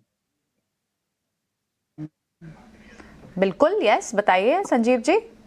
तो देखिए, लार्ज कैप में रिलायंस पे जाइए, not from my heart but from my experience. I think कि इस मार्केट को अगर बढ़ना है तो Reliance is the perfect bellwether. आपने देखा है 0.59% उन्होंने अभी एडीएआई को बेचा in Reliance retail, which puts the market cap close to 9 lakh crore. और आप बता दें कि oil to chemical, Jio and the new energy business is just worth 6.5 lakh crore. I think that is much under price. तो मुझे रिलायंस यहाँ से 2600 का भाव दिखता है और 20,000 इसी महीने में दिखता है, मैंने पहले भी कहा था। तो इंडेक्स में रिलायंस मेरा टॉप पिक है और ये 2300 का भाव बहुत ही अट्रैक्टिव भाई है। दूसरा मेरा पिक है Tata Power. Unquestionably it is the biggest beneficiary of green energy और EV charging stations and EV. Tata Power is leading the pack. साथ में इस क्वार्टर में numbers will be very strong because their input cost have also fallen. तो I think 250 रुपए में Tata Power has a very good risk reward. 270, 275 is the recent top. I can see that. Keep a stop loss of 242. On Reliance, keep a stop loss of 2250 and ride it for 2575 to 2600. Okay, Tata power और Reliance industries में 2600 का भाव इसी महीने। I am sure ये इस बात से अजय तो खुश होंगे, अजय, क्योंकि आज सुबह भी पूछ रहे थे कि रिलायंस क्यों नहीं चल रहा इतनी सारी न्यूज के बाद। हाँ, टेक्निकली सभी बोल रहे हैं ओवरसोल्ड हो चुका है, न्यूज फ्लो भी पॉजिटिव है। मामला क्या है, देखिए, बहुत इंपॉर्टेंट बात उन्होंने बताई है हसीन साहब ने कि पहली बात तो है कि 20,000 इसी सीरीज में होने की उम्मीद है और उसमें रोल इसका रहेगा खींचने का, क्योंकि ऑब्वियसली 15% वेट है तो खींचे गई। मैं आईटी स्टॉक से भी आपकी राय लेना चाह रहा था हसीन साहब। कल आईटी फ्रंट से लीडिंग फ्रॉम द फ्रंट कर रहे थे। अभी आपको रिजल्ट्स के पहले वहां पे कुछ अपॉर्चुनिटी दिख रही है किसी में? देखिए, आईटी में जब सब अंडरवेट हो गए थे तो वहां मौका था। अब ऑलरेडी आपको दिख रहा है कि HCL tech Mahindra, TCS is hitting new highs. और अजय जी, अगर टीसीएस का 5th बायबैक है, now they will be, you know, split opinion के is it because the stock is undervalued और they want to return capital. Either way, मेरे को लगता है कभी भी आपने टीसीएस में इन्वेस्ट किया हो, क्योंकि जब भी बायबैक आया है वो ऑलमोस्ट 15% घटता है वहां से। You have been in the steadiest of ship. मुझे अभी भी HCL टेक और टेक महिंद्रा और परसिस्टेंट बहुत पसंद है। However, as a disclosure, ये हमारे यहाँ काफी नीचे भाव से है। But Ajay, I would say कि be little contrarian because IT में, you know, US की उतार चढ़ाव की slowdown, AI की अभी भी headwinds हैं। Whereas pharma has been the other star, Lupin, Aurobindo, Dr. Reddy। तो मेरे को लगता है आपको अगर निवेश करना है, एक फार्मा का ETF या फार्मा थीमेटिक फंड लीजिए। SBI and Nippon have a very good pharma fund. और अगर आप बास्केट ऑफ स्टॉक्स लेते हैं बोथ आईटी और इसमें, you will be richly rewarded. Don't go for individual stocks because earnings are around the corner. तो एक बास्केट लेना या एक म्यूचुअल फंड लेना would stand you in good stead. एक बहुत हैंडी पिक बताई है कि फार्मा खेलिए और फार्मा में एक फार्मा फंड ले लीजिए। ये एसआईपी के द्वारा शुरू करना चाहिए या लमसम भी डाल सकते हैं? ये जो फार्मा फंड्स आपने रेकमेंड किए, कोई एक इसमें से चुन के, संजीव जी। नहीं अजय जी, अभी तो SIP कीजिए बिकॉज वॉलेटिलिटी है और मैं और आप तो कह सकते हैं कि बॉटम या टॉप है, लेकिन मार्केट का कुछ पता नहीं, कुछ भी इवेंट हो सकता है। तो मेरे हिसाब से यहाँ पे सिप कीजिए, और अगर आपको फॉर एनी रीजन मिल जाए निफ्टी और नीचे या फार्मा के स्टॉक्स, उस समय आप अपना सिप बढ़ा लीजिए, बिकॉज मुझे ये कॉन्फिडेंस जरूर है कि India is headed much higher before we see any top being made. और ये एक करेक्शन है, रनिंग करेक्शन, और अब तो इवेंट्स भी डिस्काउंट हो रहे हैं बिकॉज ऑल मोर और less geopolitical risk is also getting priced.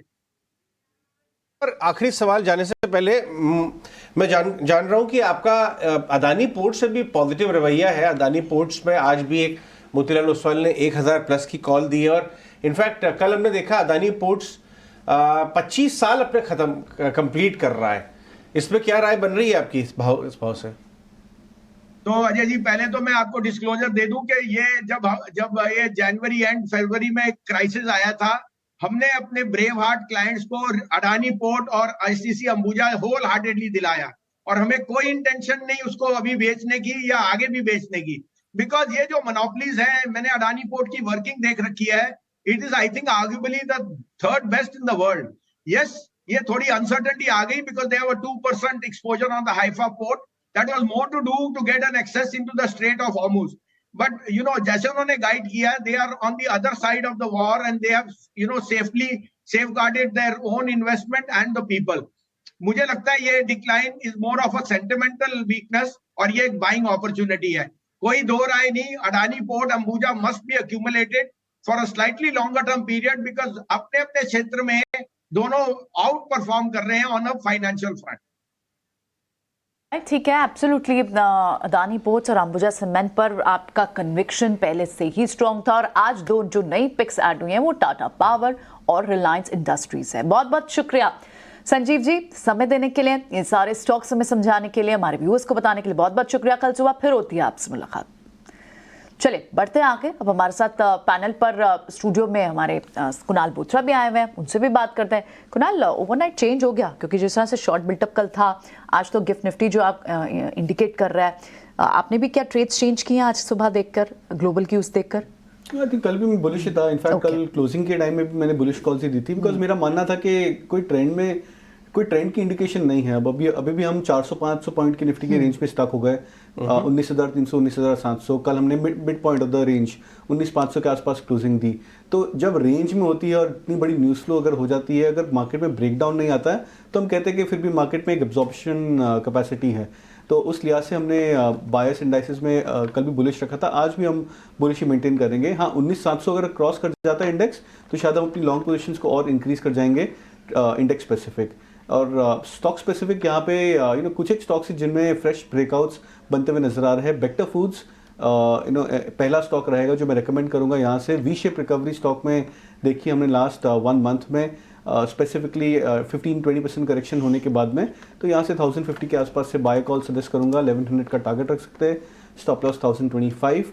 और वीआईपी इंडस्ट्रीज भी एक बहुत ही बढ़िया चार्ट बनता हुआ नजर आ रहा है। 50 डे मूविंग एवरेज का सपोर्ट लेके स्टॉक 670 के आसपास ट्रेड कर रहा है। यहाँ से भी बुलिश कॉल सजेस्ट करूँगा। 700 का target, stop loss 660। Alright, VIP industries और बेक्टर फूड्स, बहुत बहुत शुक्रिया कुणाल ये दोनों स्टॉक्स बताने के लिए। बेक्टर फूड्स इनफैक्ट कई दिनों के बाद रडार पर आ रहा है, लेकिन स्वदेश के व्यूअर्स को याद होगा आई थिंक 300 या 400 के लेवल से अजय बेक्टर फूड्स को कितनी बार देखिए मुझे कुकीज बहुत पसंद है, तो मैं स्टडी कर रहा था कुकीज। तो कुकीज में मैंने पता किया कि मालूम चला कुकीज एक तो बेक्टर फूड्स बहुत जबरदस्त काम कर रहा है। दूसरा ये आप जितने भी QSR रेस्टोरेंट्स में जाती हैं, तो आपने देखा होगा कि एकदम मैन्युफैक्चरिंग प्रिसिशन जिसे कहते हैं ना, एक बन कभी आपने देखा है दूसरे बन से थोड़ा सा डिफरेंट, थोड़ा ज्यादा फूला हुआ या थोड़ा ज्यादा पक गया। मैन्युफैक्चरिंग में जैसे एक पीस सेम होता है, बन्स सेम होते हैं। आप बर्गर किंग में जाइए, आप 4 बन ऑर्डर, वहां पे बर्गर ऑन सब सेम होंगे। क्यों ऐसे? बेक्टर फूड्स बनाता है वो, ऑलमोस्ट मैन्युफैक्चरिंग प्रिसिशन। और ये इसके बाद भी नॉर्थ के अलावा बहुत ज्यादा लोग जानते भी नहीं कंपनी एग्जिस्ट करती है। करेक्ट। तो अब देखिए इसको रडार पे रखिए, देखिए 2-4 साल में कहाँ पहुंचेगी है। चलिए पहुंच तो गई है, 400 450 से शुरू हुआ, 1100 हो गया, और अब आगे की भी चाल बनती है। आज कुणाल ने भी दिया, शुक्रिया कुणाल ये दोनों स्टॉक्स बताने के लिए। चलिए बढ़ते आगे। अब हमारे साथ स्नेहा पोद्दार भी हैं, आज का खास सेगमेंट हमारा मुनाफे का फंडा बताने के लिए।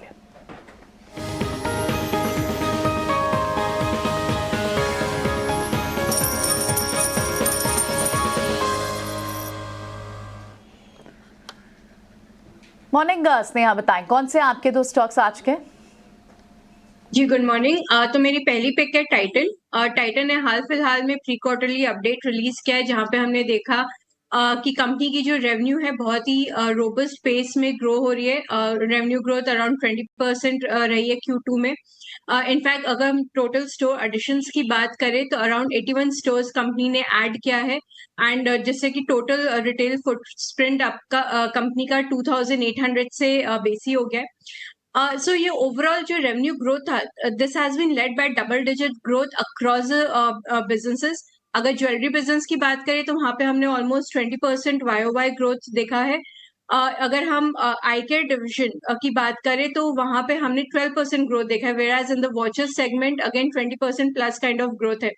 तो कंपनी के तीनों सेगमेंट्स काफी अच्छे कर रहे हैं, एंड ज्वेलरी बिजनेस जो स्पेस से ऑर्गेनाइज स्पेस की तरफ मूव हो रहा है। So Titan with 7% kind of market share एक बहुत ही अच्छे पोजीशन में स्टैंड करता है इस फर्दर मार्केट शेयर गेन करने के लिए। सो हम काफी बुलिश है टाइटन पे। Consistently over last few years Titan ने डबल डिजिट ग्रोथ दिखाया है, एंड आगे भी हम एक्सपेक्ट करते हैं कि 20% काइंड ऑफ ग्रोथ मेंटेन रहेगा। सो टाइटन हमारा 1 ईयर पर्सपेक्टिव से टारगेट प्राइस है अराउंड 3800। मेरी दूसरी पिक है अल्ट्राटेक। सीमेंट कंपनीज ने थर्ड प्राइस हाइक अनाउंस किया है अक्टूबर में। अगस्त सितंबर दोनों महीनों में हमने प्राइस हाइक देखा है, उसके बाद अक्टूबर में भी कंपनीज ने प्राइस हाइक अनाउंस किया है। सो ये price hike around 10 to 50 rupees पर बैग के रेंज में था, और डिस्पाइट प्राइस हाइक अल्ट्राटेक ने 16% volume growth 16% sales growth achieve किया Q2 में। सो दिस शोज कि अल्ट्राटेक की जो स्ट्रॉन्ग पोजिशनिंग है एंड जो लीडरशिप पोजीशन है उसके कारण ये कंटिन्यूसली वॉल्यूम्स गेन कर रही है। अब आगे जाके भी गवर्नमेंट ने डायरेक्शन दिया है कि around 80% of budgeted allocation in for the roads वो दिसंबर तक स्पेंड करने का है। सो इससे आगे भी हमें काफी स्ट्रॉन्ग विजिबिलिटी मिल रही है इन टर्म्स ऑफ वॉल्यूम। सो हम एक्सपेक्ट कर रहे हैं कि UltraTech around 10% CAGR volume growth में दिखा सकता है ओवर नेक्स्ट 2 इयर्स, एंड उसके एबिटा मार्जिन भी एबिटा पर टन भी काफी सब्सटैंशियली इंप्रूव होंगे। सो मेरी दूसरी पिक है UltraTech with a target price of 9085। ठीक है, तो दोनों आपने लार्ज कैप स्टॉक्स लिए हैं, टाइटन और दूसरा है आपका अल्ट्राटेक सीमेंट। ठीक है, बहुत बहुत शुक्रिया स्नेहा ये दोनों स्टॉक्स बताने के लिए। चलिए बढ़ते हैं आगे। कुछ और स्टॉक्स जो आप ट्रैक कर रहे हो अजय? टीवीएस मोटर्स के लिए क्या है डाक्टर साहब? टीवीएस मोटर्स में कल के खराब बाजार में एक बहुत बढ़िया ट्रेडिंग एक्शन देखने को मिला। इसका 6 महीने का चार्ट भी लेके आइए, और अपने आप ही कोई भी स्टॉक में मांगू अपने आप 3 महीने 6 महीने का चार्ट इमीडिएट ले आया करिए डाक्टर साहब, क्योंकि गेम वहीं पे। ये स्टॉक का जो हाई है वो है 1530-35 के आसपास का। कल की खराब बाजार में अपेरेंटली जो दिख रहा था आपको बहुत ही ज़बरदस्त, ये वन साइडेड स्टॉक पूरे ऑटो सेक्टर को भी आउट परफॉर्म कर रहा था, और इसके अंदर कल अच्छे वॉल्यूम के साथ काम हुआ है। इसमें एक नई अपमूव स्टार्ट होने जैसी अर्ली स्टेजेस दिखाई दे रही है शायद। विनोद, टीवीएस मोटर्स मैंने पहले भी 1 महीने पहले अपने व्यूअर्स के साथ यहाँ पे शेयर किया था कि अगले 6 से 8 महीने में in the run up to Ola electric IPO आपको इस स्टॉक को अपने रेडार पर रखना है। क्यों? क्योंकि ओला के बाद सबसे बड़ा सक्सेसफुल ईवी 2 व्हीलर कारोबार टीवीएस मोटर्स का है। टीवीएस मोटर्स का ईवी कारोबार 60 to 65% ओला इलेक्ट्रिक के कारोबार के बराबर है, लेकिन वैल्यूएशन पूरी कंपनी में आप 40,000 करोड़ इस समय मिल रही है, जबकि $6 बिलियन का तो ओला इलेक्ट्रिक का IPO अलग से आ रहा है। तो ये क्या ये 50% चलेगा या ओला इलेक्ट्रिक का कारोबार नीचे आएगा? ये सिंपल सवाल था जो मैंने टेबल पर रखा था। लेकिन आप कैसे देखते हैं इस कंपनी को और इसका जो एम्पेयर जो इसका ईवी वाला कारोबार चल रहा है? डेफिनेटली अजय जी, इनका जो ईवी बिजनेस में जो जो ट्रैक्शन हो रहा है कंसिस्टेंट है और काफी बेहतर है। ओला के बाद अभी इनका जो मार्केट शेयर देखें तो दूसरे नंबर पर भी आता है, और मुझे लगता है जिसके वजह से जहां पे दूसरी जो 2 व्हीलर्स कंपनी थी ओवरऑल देखे तो उनको ये आउट परफॉर्म किया हुआ लास्ट 3 से 4 साल का अगर आप पैरामीटर देख लिए तो डेफिनेटली जो इनका ईवी का जो बिजनेस मॉडल है उनको ये स्टॉक को काफी सपोर्ट किया ओवर द ईयर। यहाँ से आने वाले टाइम में आपने चूंकि ओला का आईपीओ की वजह से स्टॉक में और भी ट्रैक्शन आ सकता है, but at the same time हमें नहीं भूलना चाहिए कि स्टॉक अभी कितना ट्रेड कर रहा है। स्टॉक अभी जो इनका जो FY25 का जो वैल्यूएशन निकल के आता है लगभग 30x का आता है, जो मुझे लगता है थोड़ा ज्यादा प्रीमियम पे है। बट यस, चूंकि लोग अभी भी अर्निंग से अब में थोड़ा ये गेज करना डिफिकल्ट है कि because of A consistent market gain EV में इसका कितना अर्निंग्स अपग्रेड आ सकता है, क्योंकि अभी मैं देखूं तो इनका मैं इनका सबसे बेहतर खासा जो लगभग 2 साल का जो CAGR अर्निंग्स का निकल के आता है वो 25-28% के बीच में निकल आता है, जो इनको वैल्यूएशन को अभी सपोर्ट करने के लिए काफी है। But going forward yes, I think management का कमेंट्री पे बहुत चीज डिपेंड करेगा, क्योंकि ये 30x का वैल्यूएशन मुझे थोड़ा सा प्रीमियम साइड पे लगता है, बट ओवरऑल मेरा व्यू स्टॉक पे काफी पॉजिटिव है। ठीक है, एक बार आपको बता दूं कि एशियन मार्केट्स में काफ़ी अच्छी गेन्स नज़र आ रहे हैं।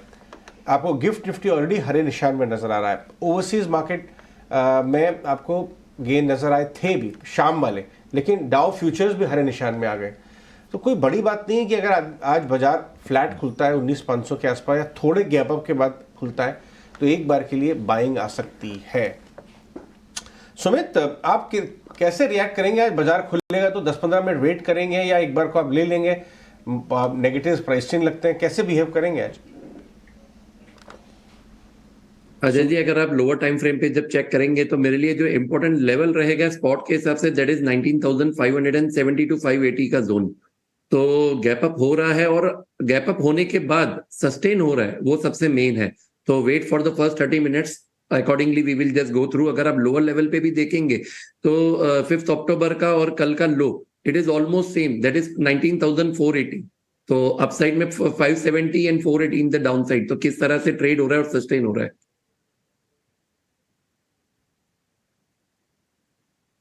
18 पॉइंट हालांकि अभी फ्रीज नहीं हुए लेवल्स, ये टिक आना भी शुरू हुआ है, इसलिए हम आपको सिर्फ दिखा रहे हैं और ऐसे कुछ नहीं है। अभी फ्रीज होगा तो उम्मीद तो यह है कि कम से कम 550 के ऊपर ही जाके फ्रीज होना चाहिए, और अगर ये फ्रीज 550-600 के आसपास हो जाता है तो अच्छा मूव आपके पास मिलेगा, स्ट्रॉन्ग बेस है।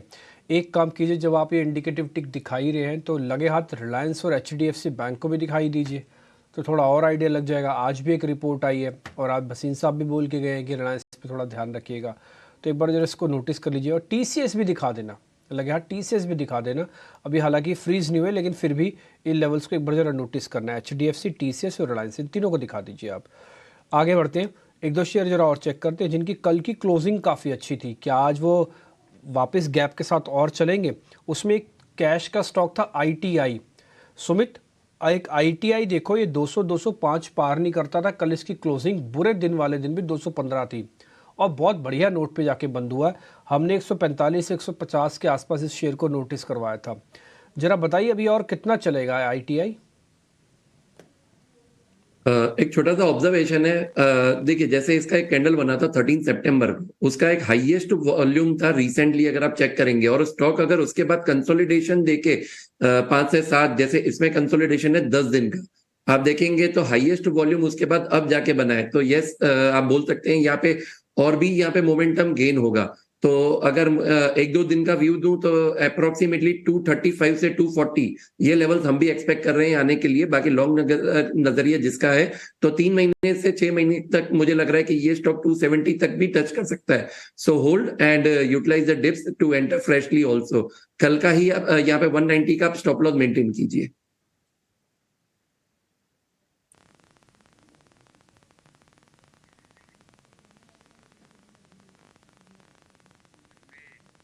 ठीक है, डन।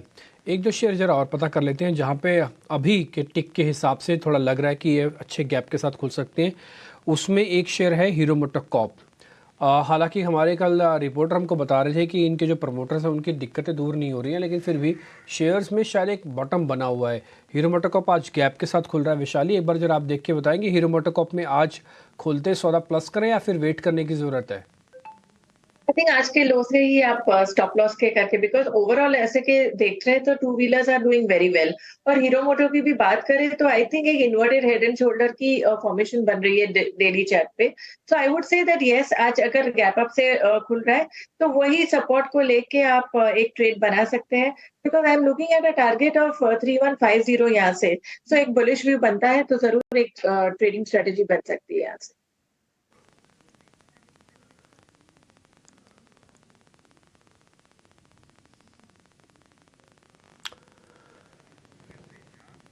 ठीक है, तो ये हीरो मोटोकॉर्प के शेयर्स पे रिकमेंडेशन आपको मिल गया। पूजा को कनेक्ट कर लेते हैं, फटाफट से एक्शन स्टॉक भी पता कर लेते हैं।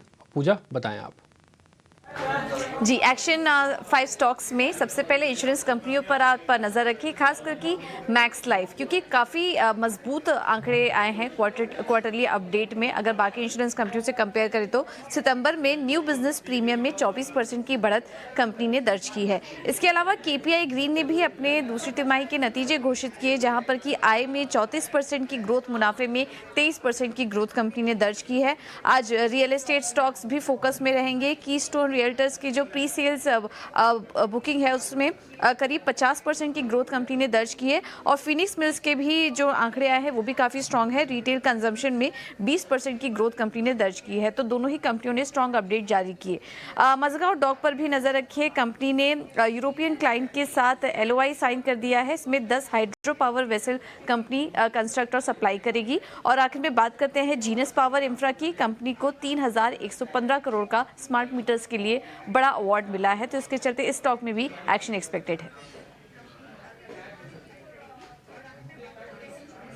ठीक है, थैंक्स फॉर दैट पूजा। एक और स्टॉक बहुत ज़रूरी है आप लोगों को बताना उसके बारे में, और जय पटेल से डिस्कस करूंगा। मारुति, कल मारुति ने शाम को एक प्रेजेंटेशन बॉम्बे स्टॉक एक्सचेंज की वेबसाइट पे अपलोड किया, उसको आप नज़र डालिएगा।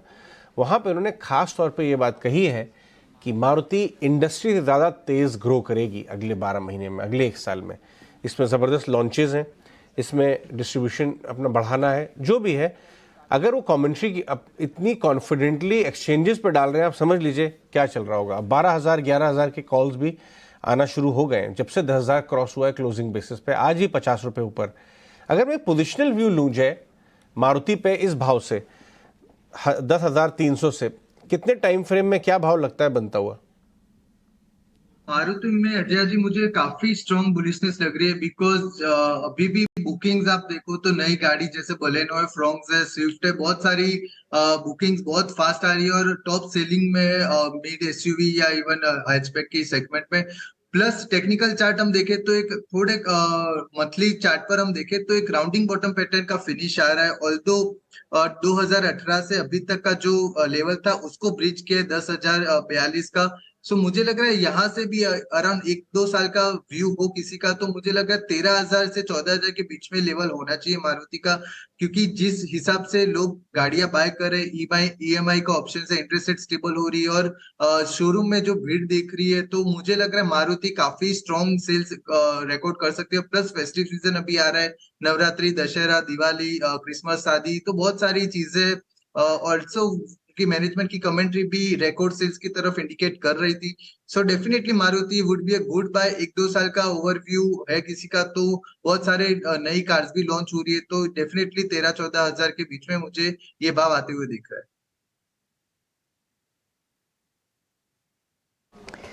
ठीक है, और राइट, तो मारुति पे नजर जरूर रखें आप।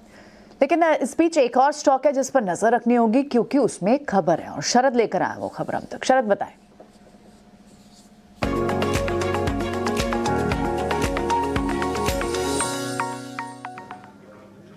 जी बिल्कुल, SIS जो है फोकस में रहने वाली, और ये कंपनी जो है कैश मैनेजमेंट सर्विसेज में भी है और फैसिलिटी मैनेजमेंट सर्विस में भी। अब हम बात करेंगे फैसिलिटी मैनेजमेंट सर्विसेज के बारे में, और यहाँ पे जो है बस चल रही है इंडस्ट्री में कि कंपनी जो है कॉन्ट्रैक्ट नेगोशिएशंस कर रहे हैं, रीनेगोशिएट कर रहे हैं हाई मार्जिन बिजनेस के लिए। पहले जो उनके लो मार्जिन बिजनेस थे उन कॉन्ट्रैक्ट्स को वो एग्जिट कर रहे हैं, ये बताया जा रहा है। और इम्पॉर्टेंटली ये बता दूं कि कोविड लेवल्स के पहले जो इसकी बिजनेस थी इनकी फैसिलिटी मैनेजमेंट की, वहाँ पे लगभग 7% का मार्जिन आता था और करंटली पिछले 3 फाइनेंशियल ईयर्स में जो है देखा गया कि वो मार्जिन घट के ऑलमोस्ट 4.5% के जो रेंज है उसमें ट्रेड कर रही है। तो आगे जाते हुए जो कंपनी का हाई मार्जिन बिजनेस पे जो है पूरा फोकस रहेगा। इसके अलावा कंपनी एक्सपेक्ट करेगी कि कुछ एक्वायर भी करे कंपनीज को, क्योंकि उनके कैश लेवल्स बहुत स्ट्रांग है इसी सेगमेंट में, एफएम बिजनेस में। तो इस पे भी जो है फोकस रहने वाला है बाजार का। 12 मंथ टारगेट प्राइस अगर ब्लूमबर्ग की देखें तो 580 रुपीज़ पर शेयर आ रहा है, यानी कि जो करंट मार्केट प्राइस लेवल से 27% का रिटर्न जो है एनालिस्ट का मानना है देखने मिल सकता है। सातों एनालिस्ट का बाई रेटिंग है इस स्टॉक में। इस स्टॉक के बारे में एक चीज़ और बता दूं कि एक स्टेबल स्टॉक है ये, एक टाइप से वॉलेटिलिटी कम रहती है और जब वॉलेटिलिटी का इश्यूज आते हैं मार्केट्स में तो ये जो स्टेबल कैश जनरेटिंग कंपनीज होती हैं इनमें भी फोकस रहता है। तो ये SIS अपने रडार में रखिएगा। बहुत ही शानदार, बहुत बढ़िया कंपनी है, ऐसी कहानी बहुत अच्छी है, इंटरेस्टिंग है, आपको मजा आएगा। ये जो है ये कंपनी जो है अपने आप में कैश मैनेजमेंट और फैसिलिटी मैनेजमेंट की कंपनी है। इनके जो मैनेजमेंट थे वो वॉरबर्ग पिंकस US में नौकरी करते थे। अच्छा, ओके। जी हाँ, और उनको घर आने का मन किया, बिहार के रहने वाले हैं, उनके पिताजी पॉलिटिशियन है वहाँ पे, बट जो भी है घर की याद सताने लगी तो लंबी हाई फाई नौकरी छोड़ के एक अपनी कंपनी को बिल्ड करने के इरादे से वो वापस आए, एकदम स्वदेश वाली स्टोरी। उसके बाद काफी बड़ी कंपनी कर दी, फिर IPO किया है वगैरह वगैरह। इंटरेस्टिंग कहानी। और अब वापस देश सेवा में चले गए, पूरी कंपनी CEOs को देखे वापस। एनीवेज, इसका चार्ट पैटर्न एक बार देख लेते हैं। अच्छा करेक्टिव नीचे गया, करेक्ट होके वापस 52 हाई के आसपास आ गया है तुरंत। चंदन तापरे भी हमारे साथ जुड़ रहे हैं, लेकिन कपिल इसका चार्ट देखे बताइए, ट्रेड बनता है क्या SIS में? SIS का चार्ट का स्ट्रक्चर काफी अच्छा लग रहा है। बॉटम रिवर्सल की पैटर्न भी हमें देखने मिल रही है। रिसेंटली स्टॉक 420 से 480 के यहाँ पे मूव भी किया हुआ है। नॉर्मली हम जब भी देखते हैं कि 2 दिन पहले स्टॉक में बहुत ही स्ट्रॉन्ग मूव आ गया था, जिसको हम टेक्निकली एक्सपांडेड रेंज कैंडल कहते हैं। और जब भी एक्सपांडेड रेंज कैंडल बनता है एक पॉजिटिव मोमेंटम में, तो हम उसको 50% रिट्रेस होने के लिए देते हैं और उसके बाद में एक फिर से जब भी पॉजिटिव साइड का कंफर्मेशन देखने मिले तो हम उस स्टॉक में एक बाय का ट्रेड बनाते हैं। तो एक स्ट्रॉन्ग कैंडल बनने के बाद में 2 दिन से स्टॉक नीचे में रिट्रेस कर रहा है। अभी तक तो कोई बाइंग का साइन नहीं देखने मिल रहा है। तो जहां भी हमें एक बुलिश कैंडल देखने मिले तो मुझे लगता है वहां पे एक बाइंग का व्यू हमें देखना चाहिए। और अगर मार्केट अगर ये स्टॉक नीचे में थोड़ा करेक्ट करता रहता है तो टेक्निकली इसके सपोर्ट लेवल 435 के अराउंड में बहुत अच्छे हमें देखने मिल रहे हैं।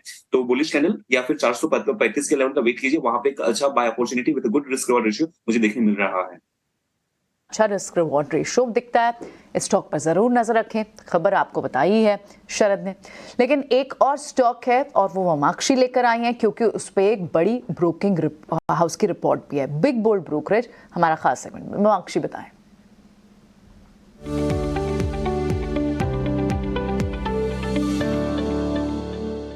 जी बिल्कुल, आज का बिग बोल्ड ब्रोकरेज है अडानी पोर्ट्स के ऊपर। हम देख रहे हैं कि मोतीलाल ओसवाल की तरफ से रिपोर्ट आ रही है। ये लार्जली हाईलाइट कर रहे हैं कि अडानी पोर्ट्स भारत का सबसे लार्जेस्ट प्राइवेट पोर्ट ऑपरेटर है with more than 24% market share. In fact उन्हें ग्रोथ लेवर्स नज़र आ रहे हैं उनके एग्जिस्टिंग पोर्टफोलियो में, और उनके जो एक्सपैंडिंग पोर्टफोलियो है उसमें भी उन्हें काफ़ी अच्छी ग्रोथ पोटेंशियल नज़र आ रही है। ओवरऑल 12% वॉल्यूम कैगर के एक्सपेक्टेशन है FY23 से लेकर 25 तक। इनफैक्ट 15% कैगर के एक्सपेक्टेशन है रेवेन्यू और EBITDA में। और कंपनी का जो कैश फ्लो जनरेशन है ये भी काफ़ी मजबूत रह सकता है, जिसके चलते डेट इन चेक रह सकता है। ओवरऑल अगर हम देखें, मोतीलाल ओसवाल ने अडानी पोर्ट्स पर कवरेज शुरू की है खरीदारी की राय के साथ। टारगेट प्राइस दिया है 1010 रुपीज़ प्रति शेयर का। और इसके अलावा भी अगर हम देखें तो CLSA का भी कहना है कि जो हाइफा पोर्ट है अडानी पोर्ट्स का वो नॉर्थ में सिचुएटेड है, और ये जो वॉरफेयर्स जो है वो और भी बेटर बाइंग अपॉर्चुनिटी प्रेजेंट करती है। अडानी पोर्ट्स पर ठीक है मोतीलाल ओसवाल की रिपोर्ट। बहुत बहुत शुक्रिया ममाक्षी ये बताने के लिए। ऑफ कोर्स प्राइवेट पोर्ट तो है सबसे बड़ा, और जिस तरह से इनके कार्गो वॉल्यूम्स हैं उसकी बात बार बार ब्रोकिंग हाउस की रिपोर्ट्स बताती हैं, और इस वक्त टारगेट भी ऊपर का दे रही है। शुक्रिया ममाक्षी ये स्टॉक और ये सारे रैशनल हमें समझाने के लिए। लेकिन मक्वारी की जो एक फार्मा स्टॉक्स पर भी एक रिपोर्ट आई है, और उन्होंने कई सारे फार्मा स्टॉक्स को बोला है प्रिफर करने के लिए। इसमें Sun Pharma over doctor Reddy's, over Aurobindo Pharma, over Cipla, over Lupin. मतलब क्या मतलब? सन फार्मा सबसे टॉप पे। ऑरोबिंदो और सन फार्मा इन पे नजर सन फार्मा 1120 और औरों को भी लेके आई है। औरों में भी काफी अच्छी चाल चल रही है। इनको इसके ऊपर भी हम डिस्कस करेंगे। टाइम बहुत कम रह गया। चंदन से हमने फिक्स नहीं ली। नहीं लिए, फिक्स नहीं लिया। चंदन आपके फिक्स क्या रहेंगे? हाँ चंदन, आपके पिक्स क्या रहेंगे आज के बाजार के? देखिए, मैं यहाँ पे बिल्कुल मैं यहाँ पे फोकस करूंगा टीवीएस मोटर पे। टीवीएस मोटर का जो चार्ट सेटअप है स्ट्रॉन्ग है, डेरिवेटिव्स डेटा काफी पॉजिटिव है। स्टॉक का कंटिन्यूसली पिछले लगभग 5-6 महीने से high top high bottom formation बना रहा है। पिछले लगभग 12 दिन का डेटा देखें तो 1480-1500 हायर बने हैं, पुट राइटिंग हो रही है। तो 1480 का सपोर्ट रहेगा, 1600 तक के टारगेट के लिए टीवीएस मोटर पे खरीदारी की सलाह रखेंगे।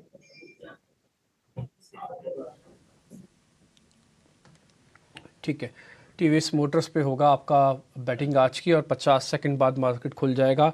अदानी पोर्ट पे जिस पे अभी आपको रिपोर्ट बता के गई है वमाक्षी, वो आज टॉप गेनर्स की लिस्ट में है। 1% से ज़्यादा के गैप के साथ खुल रहा है। टाइटन खुल रहा है, टाटा स्टील आपको बड़े गैप के साथ खुलेगा। करीब 50 पॉइंट की बढ़त है। यही मैं आपके सामने बात रख रहा था कि 19,550 के ऊपर आज मार्केट ओपन करेगा। अब आपके पास करीब 50 पॉइंट नीचे का रूम होगा और 100 पॉइंट ऊपर कमाने के होंगे। 650-700 पे फिर से रेजिस्टेंस है बाजार का। तो आज इसी रेंज के अंदर शायद मार्केट ट्रेड भी करेगा। ये मोटा मोटी अभी तो शुरुआत में तो देख के लग रहा है, देखते हैं उसके बाद फिर डाटा कैसे पैन आउट होता है। इसके अलावा टाइटन, टाटा स्टील, हिंडाल्को, ये कुछ एक है शेयर्स जिस पे आप ध्यान रखें। शुरुआत में बड़े शेयर्स को एक बार चेक करने दीजिए, उनको थोड़ा स्टेबल होने दीजिएगा। Reliance Industries, TCS, SCL tech, Infosys, ये कुछ एक बड़े शेयर्स हैं, एक बार इन पे भी आपको ध्यान रखना होगा। उसके बाद ही मार्केट में आइएगा। डॉक्टर रेड्डीज आज फ्लैट टू नेगेटिव भी खुल रहा है। एडवांस डिक्लाइन के साथ चेक करते हैं। 1200-1250-1300 शेयर है, ये जस्ट कल का रिवर्स है। कल 1300 शेयर फॉल में थे तो 250 शेयर प्लस में थे, आज 250 शेयर फॉल में है तो 1300 शेयर प्लस में है। तो रिवर्सल है। मार्केट ने जितना डैमेज किया उस सबको रिकवर करने की आज कोशिश करेगा।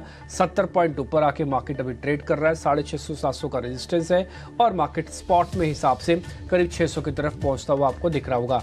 बैंक निफ्टी ने अच्छा पॉइंट ये किया है कि 44,000 को रीगेन कर लिया अपने 200 पॉइंट गैप के साथ। कल फ्यूचर्स तो 44,000 के ऊपर बंद हुए लेकिन स्पॉट नहीं हो पाया, तो इसलिए अब 44,000 एक नया ठिकाना, नया बेस बन जाएगा अगर मार्केट आगे आधा पौना घंटा भी यहीं पे रुक जाता है। तो अब 75 पॉइंट की बढ़त, 78 पॉइंट की बढ़त के साथ निफ्टी आपको ट्रेड करता हुआ दिख रहा है। फटाफट से चेक कर लेते हैं। पहले वो जरा 4-5 शेयर ही आप दिखाइए जहां पर जो स्ट्रेंथ है उसमें आप दिखा सकते हैं HDFC, Reliance Industries, TCS, Infosys और साथ ही L&T को भी दिखा दीजिएगा आज। तो ये कुछ एक शेयर्स हैं जहाँ पर आज शुरुआती आपको बढ़त ज़्यादातर स्टॉक्स में दिख रही होगी। IT वाले शेयर्स अभी उतना पार्टिसिपेट नहीं कर रहे, लेकिन जो 4-5 शेयर मैंने बोले हैं उन सब में आप देख रहे होंगे 1/4% की बढ़त आपको शुरुआत में देखने को मिल रही है। अब आ जाते हैं हीरो मोटोकॉर्प पे। आज यहाँ पर भी शुरुआती बढ़त ठीक है। अदानी के शेयर, अदानी पोर्ट पे आज अच्छी शुरुआत देखने को मिली है। टाइटन ठीक आज खुला है। इसके अलावा हिंडाल्को के अंदर भी आज मजबूती मिली है। मेटल इकलौता ऐसा सेगमेंट है जिसमें अभी बहुत तेज़ी नहीं आई है। अगर बाजार को यहाँ पे चरना है और चर्निंग के हिसाब से मेटल सबसे नोटिसेबल सेक्टर हो सकता है, आप इस पे ध्यान रखिएगा। निफ्टी ने 600 के लेवल को पार कर लिया। आज मार्केट ने अच्छा पॉइंट ये दिखाया कि जो गैप किया बहुत बड़ा नहीं था, गैप के बाद भी उसने करीब 50 पॉइंट और जोड़ लिए हैं। तो ये अच्छा साइन है, ये पहले अच्छे साइन के तौर पर इसको देखेंगे। और आप एडवांस डिक्लाइन भी देखेंगे, डिक्लाइंस वहीं के वहीं खड़े हैं, उल्टा 20-30 कम हुए हैं, लेकिन एडवांसेस बढ़कर अब करीब 16.5 हो चुके हैं। तो ये मार्केट की रिदम बता रहा है। हीट मैप आपकी स्क्रीन पे लेके आते हैं, एक बार जरा वो भी चेक कर लेंगे और साथ ही साथ इंडिया विक्स भी चेक करवाना, क्योंकि वो काफ़ी तेज़ी से बढ़ा था। अब आज देखते हैं क्या होगा। आपकी स्क्रीन पर दिख रहे होंगे, कल पूरी स्क्रीन रेड थी, सिर्फ इकलौता ONGC आपको हरे निशान में दिख रहा था। आज पूरी स्क्रीन आपको ग्रीन दिख रही है, यानी कि ज़्यादातर शेयर्स में खरीदारी है कल के भाव से, इंक्लूडिंग ONGC। लेकिन आज शेयर थोड़ा डिफेंसिव वाले में जैसे डॉक्टर रेड्डीज वगैरह हैं, वो अभी थोड़ा रेंज से बाहर है। एक्चुअली थोड़ा चले हुए शेयर है, इनकी कल की परफॉर्मेंस ज़्यादा अच्छी थी, बजाय आज एक बार इनको नोटिस करना होगा। हो सकता है सेकेंड हाफ में चल जाएंगे, बट ये शेयर ख़राब नहीं है। आज वैशाली ने भी इस पर रिकमेंडेशन दी है, बाकायदा प्लस कॉल की दी है। तो ये हीट मैप आपकी स्क्रीन पर। छोटे मझोले शेयर्स क्या कर रहे हैं, अभी आपको क्या सौदे लेने हैं, ये आपको बता रही है प्रियंका। ठीक है, बिल्कुल। देखिए, जहाँ जहाँ न्यूज़ है, स्कॉट्स कुबोटा कल आपको बताया भी था हमने, और आज तक ब्रोकिंग हाउस की रिपोर्ट है, लेकिन एक्सक्लूसिव खबर कि अपने रेलवे बिजनेस से एग्जिट कर रहे हैं, नॉन कोर बिजनेस से। कल ये स्टॉक नहीं चल रहा, बाजार में वीकनेस है, लेकिन आज देखिए 4% की मूव है और आज तक रिपोर्ट भी है, 5100 का टारगेट है, वहाँ पर अच्छी मूव दिख रही है। PSU बैंक्स आपको आज इनमें स्ट्रेंथ दिख रही है। मिड कैप PSU बैंक्स की मैं बात कर रही हूँ, यूनियन बैंक हो, bank of India, Canara bank, Punjab national bank, इन सब में आपको, PNB जैसे बैंक, इन सब में आपको अच्छी मूव दिखाई दे रही है। ऑल इंडिया कल भी चला था क्रूड के कारण, वहां पर आज भी मूव है और कुछ दूसरे काउंटर्स BHEL जैसे काउंटर्स में भी आपको एक मूव दिखाई दे रही है। थोड़े से सॉफ्ट जरूर हुए हैं रैमको जैसे काउंटर्स, जाइडस लाइफ जैसे काउंटर्स, प्रेस्टीज जैसे काउंटर्स अच्छे खासे चलने के बाद। और इनफैक्ट जहां पर न्यूज़ दूसरी है स्मॉल कैप में मस्गांव डॉक, वो इस वक्त टॉप गेनर है क्योंकि 10 हाइड्रो वेसल्स बनाने का, इनको हाइड्रो पावर वेसल्स बनाने का एक ऑर्डर मिला है यूरोपियन क्लाइंट से और उसके चलते आप देखें टॉप गेनर 6% की तेजी मस्गांव डॉक में है। आरबीएल बैंक को भी हम कल डिस्कस कर रहे थे कि बैंक्स में अब जो नंबर्स कहाँ अच्छे आ सकते हैं वहां ट्रिगर दिख रहा है। आरबीएल बैंक 2% तेज है, बैंक्स खैर सारे ही वापस आते हुए दिख रहे हैं। एंजल वन जैसे स्टॉक्स, लेटन व्यू जैसे स्टॉक्स में आपको मूव दिखाई दे रही है और थोड़े से जो सॉफ्ट हुए हैं क्योंकि चल भी चुके हैं, मेट्रो ब्रांड जैसे स्टॉक वहां प्रॉफिट बुकिंग है, सुजलॉन जैसे स्टॉक्स 3-3.5% की गिरावट है, अंबर एंटरप्राइज जैसे स्टॉक्स में, और पेन स्टॉक्स फिर से थोड़े से फ्लैट दिख रहे हैं आपको आज के ट्रेड में। ओपनिंग ट्रेड्स अब ले लेते हैं आज। जबरदस्त, क्या अच्छी ओपनिंग नजर आ रही है। आधा % की 19,600 19,500 का रिस्पेक्ट किया बाजार ने। अब देखना ही होगा 15-20 मिनट में क्या हम इसके ऊपर गेन करते हैं यहाँ से बढ़ के, या इसके अंदर और ज्यादा सेलिंग आती है। 19,600 का इस समय लेवल है, मेरा ये गट फील है और आप सबकी तरह मैं भी एक वॉचर हूँ बाजार का। मुझे लगता है कि आज 15-20 मिनट के बाद इसके अंदर बढ़त आ सकती है। Okay, but let's see. हमारे सारे पैनलिस्ट पारंगत हैं इस काम में, हम लोग तो सीख ही रहे हैं, साथ में हम तो सिर्फ इनेबलर हैं। वो बताएंगे कि यहाँ से ट्रेड कैसा करना चाहिए। शुरुआत करूंगा मैं चंदन तपारिया से, ओपनिंग ट्रेड की पारी की शुरुआत। चंदन बताइए। बिल्कुल, मेरा फोकस न्यूज एंड बिजनेस पे रहेगा और मैं 2 काउंटर क्लोजली देख रहा हूँ, एक तो जोमेटो और एक पेटीएम। और तीसरे काउंटर की भी तरफ फोकस डाले तो मैं एक्सचेंज रिलेटेड काउंटर BSE देखूंगा। बढ़िया से इन तीनों में कंपेयर करके यदि एक ट्रेड देना चाहूंगा तो जोमेटो पे खरीदारी की सलाह है। 107 के आसपास अभी प्राइस चल रहा है, खरीदने की सलाह रहेगी। 104.50 का स्टॉप लॉस रहेगा, ऊपर में 112 के टारगेट बनने चाहिए। मुझे लग रहा है आजकल खूब दबा के खाना ऑर्डर किया जा रहा है जोमेटो से।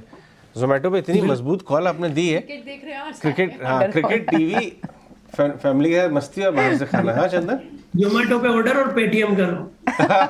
सही बोला एकदम। सुमित मूलचंदानी, ओपनिंग ट्रेड आपका। सुमित बाबू, ओपनिंग ट्रेड। जी, HDFC AMC पे आप ध्यान रखिए। कल का लास्ट सेशन का एक लो बना था 2685, यहाँ पे आप ध्यान रखिए as a stop loss. Upside में मुझे लग रहा है कि 2755 एंड 2680, ये 2 टारगेट्स के लिए अब यहाँ पे फ्रेश बाइंग कर सकते हैं। HDFC AMC अच्छा स्टॉक। कपिल बाबू, आपकी ओपनिंग ट्रेड।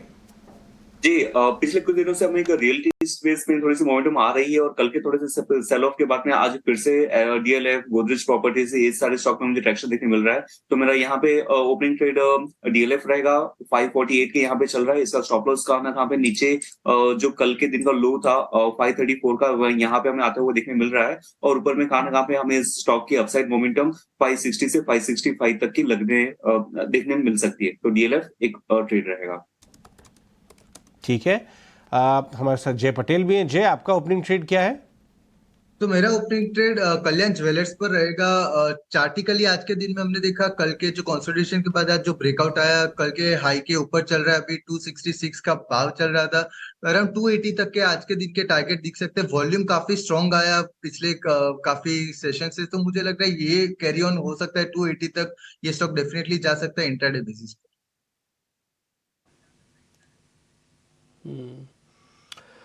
ठीक है, ये टाटा मोटर्स पे चंदन ने एक बार रिकमेंडेशन दी थी। चंदन, एक बार कोई ऑप्शंस का ट्रेड है टाटा मोटर्स पे ही?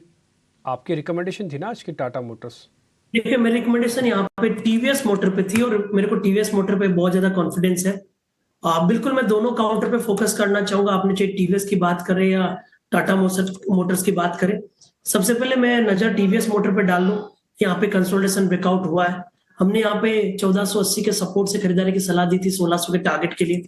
तो ऑप्शंस की TVS मोटर की सबसे पहले यदि मैं होके बात करूं तो नियर बाई ऑप्शंस के स्ट्राइक में एक्टिविटी काफी अच्छी है। मैं यहाँ पे फोकस कर रहा हूँ 1540 की कॉल पे। 1540 का कॉल अभी लगभग 36 रुपए के आसपास चल रहा है। 34 से 35 के आसपास खरीदारी की सलाह, 26 रुपए का स्टॉप लॉस, ऊपर में लगभग 50 रुपए के टारगेट। अब टाटा मोटर्स की भी बात करें तो स्टॉक एक मेजर सपोर्ट से टर्न हो रहा है, ट्रेंड पॉजिटिव हो रहा है यहाँ पे। और चार्ट सेटअप ये बता रहे हैं कि नीचे में 618 के सपोर्ट है, ऊपर में एक बार के लिए 645 के टारगेट बनने चाहिए। तो टाटा मोटर्स में 630 की कॉल पे मैं फोकस कर रहा हूँ, जहाँ पे कॉल अनवाइंडिंग हो रही है। नीचे में 600 की पुट राइटिंग भी हो रही है। 640 की कॉल की बात करें तो लगभग 8 रुपए 70 पैसे के आसपास चल रही है। खरीदारी की सलाह रखेंगे। 5 रुपए 50 पैसे का स्टॉप लॉस रहेगा, ऊपर में लगभग 14 रुपए के टारगेट। अच्छा हुआ कि दोनों स्टॉक्स आपने बता दिए। एक तो टीवीएस मोटर में से थोड़ा लिखने में गलती हो गई थी, इसलिए टीवीएस मोटर्स में सीधा नहीं पूछ पाया। आप कह रहे हैं कि वहाँ पे 1540 की स्ट्राइक की कॉल पकड़नी है, उस पर ध्यान रखिएगा। इसके अलावा एक स्ट्राइक की कॉल है 630 वाली, आप चाहें तो वो भी देख सकते हैं। 640 वाली भी लेनी है एग्रेसिवली होकर टाटा मोटर्स की, तो वो भी देखी जा सकती है। मेरा ऐसा मानना है कि मार्केट के अंदर अगर थोड़ा भी कंसोलिडेशन या थोड़े बहुत रेंज में चल रही है, उसमें आप ऑप्शंस पकड़ लेंगे तो काम बन जाएगा। आज टाटा मोटर्स का जो शुरुआती डाटा है ना, वो काफ़ी अच्छा, काफ़ी स्टेबल और काफ़ी बेहतर दिख रहा है, तो इसलिए मैंने पूछ लिया। इसके अलावा एक और शेयर जो है वो ज़रा पता कर लेते हैं, वो है ग्रैन्युलस इंडिया। ये काफ़ी अच्छे से चला जय, ये सीरीज़ की शुरुआत से इसने सिग्नल दे दिए और इस बार की जो रैली है ये one of the longest rally है इसकी। नहीं तो इतना चलता ही नहीं है, ये तो थकने वाले शेयरों में से एक है। अभी क्या करना चाहिए, जिन्हों का थोड़ा नीचे प्लस है वो एक बार बुक करके बाहर निकले, या फिर अभी और चलेगा?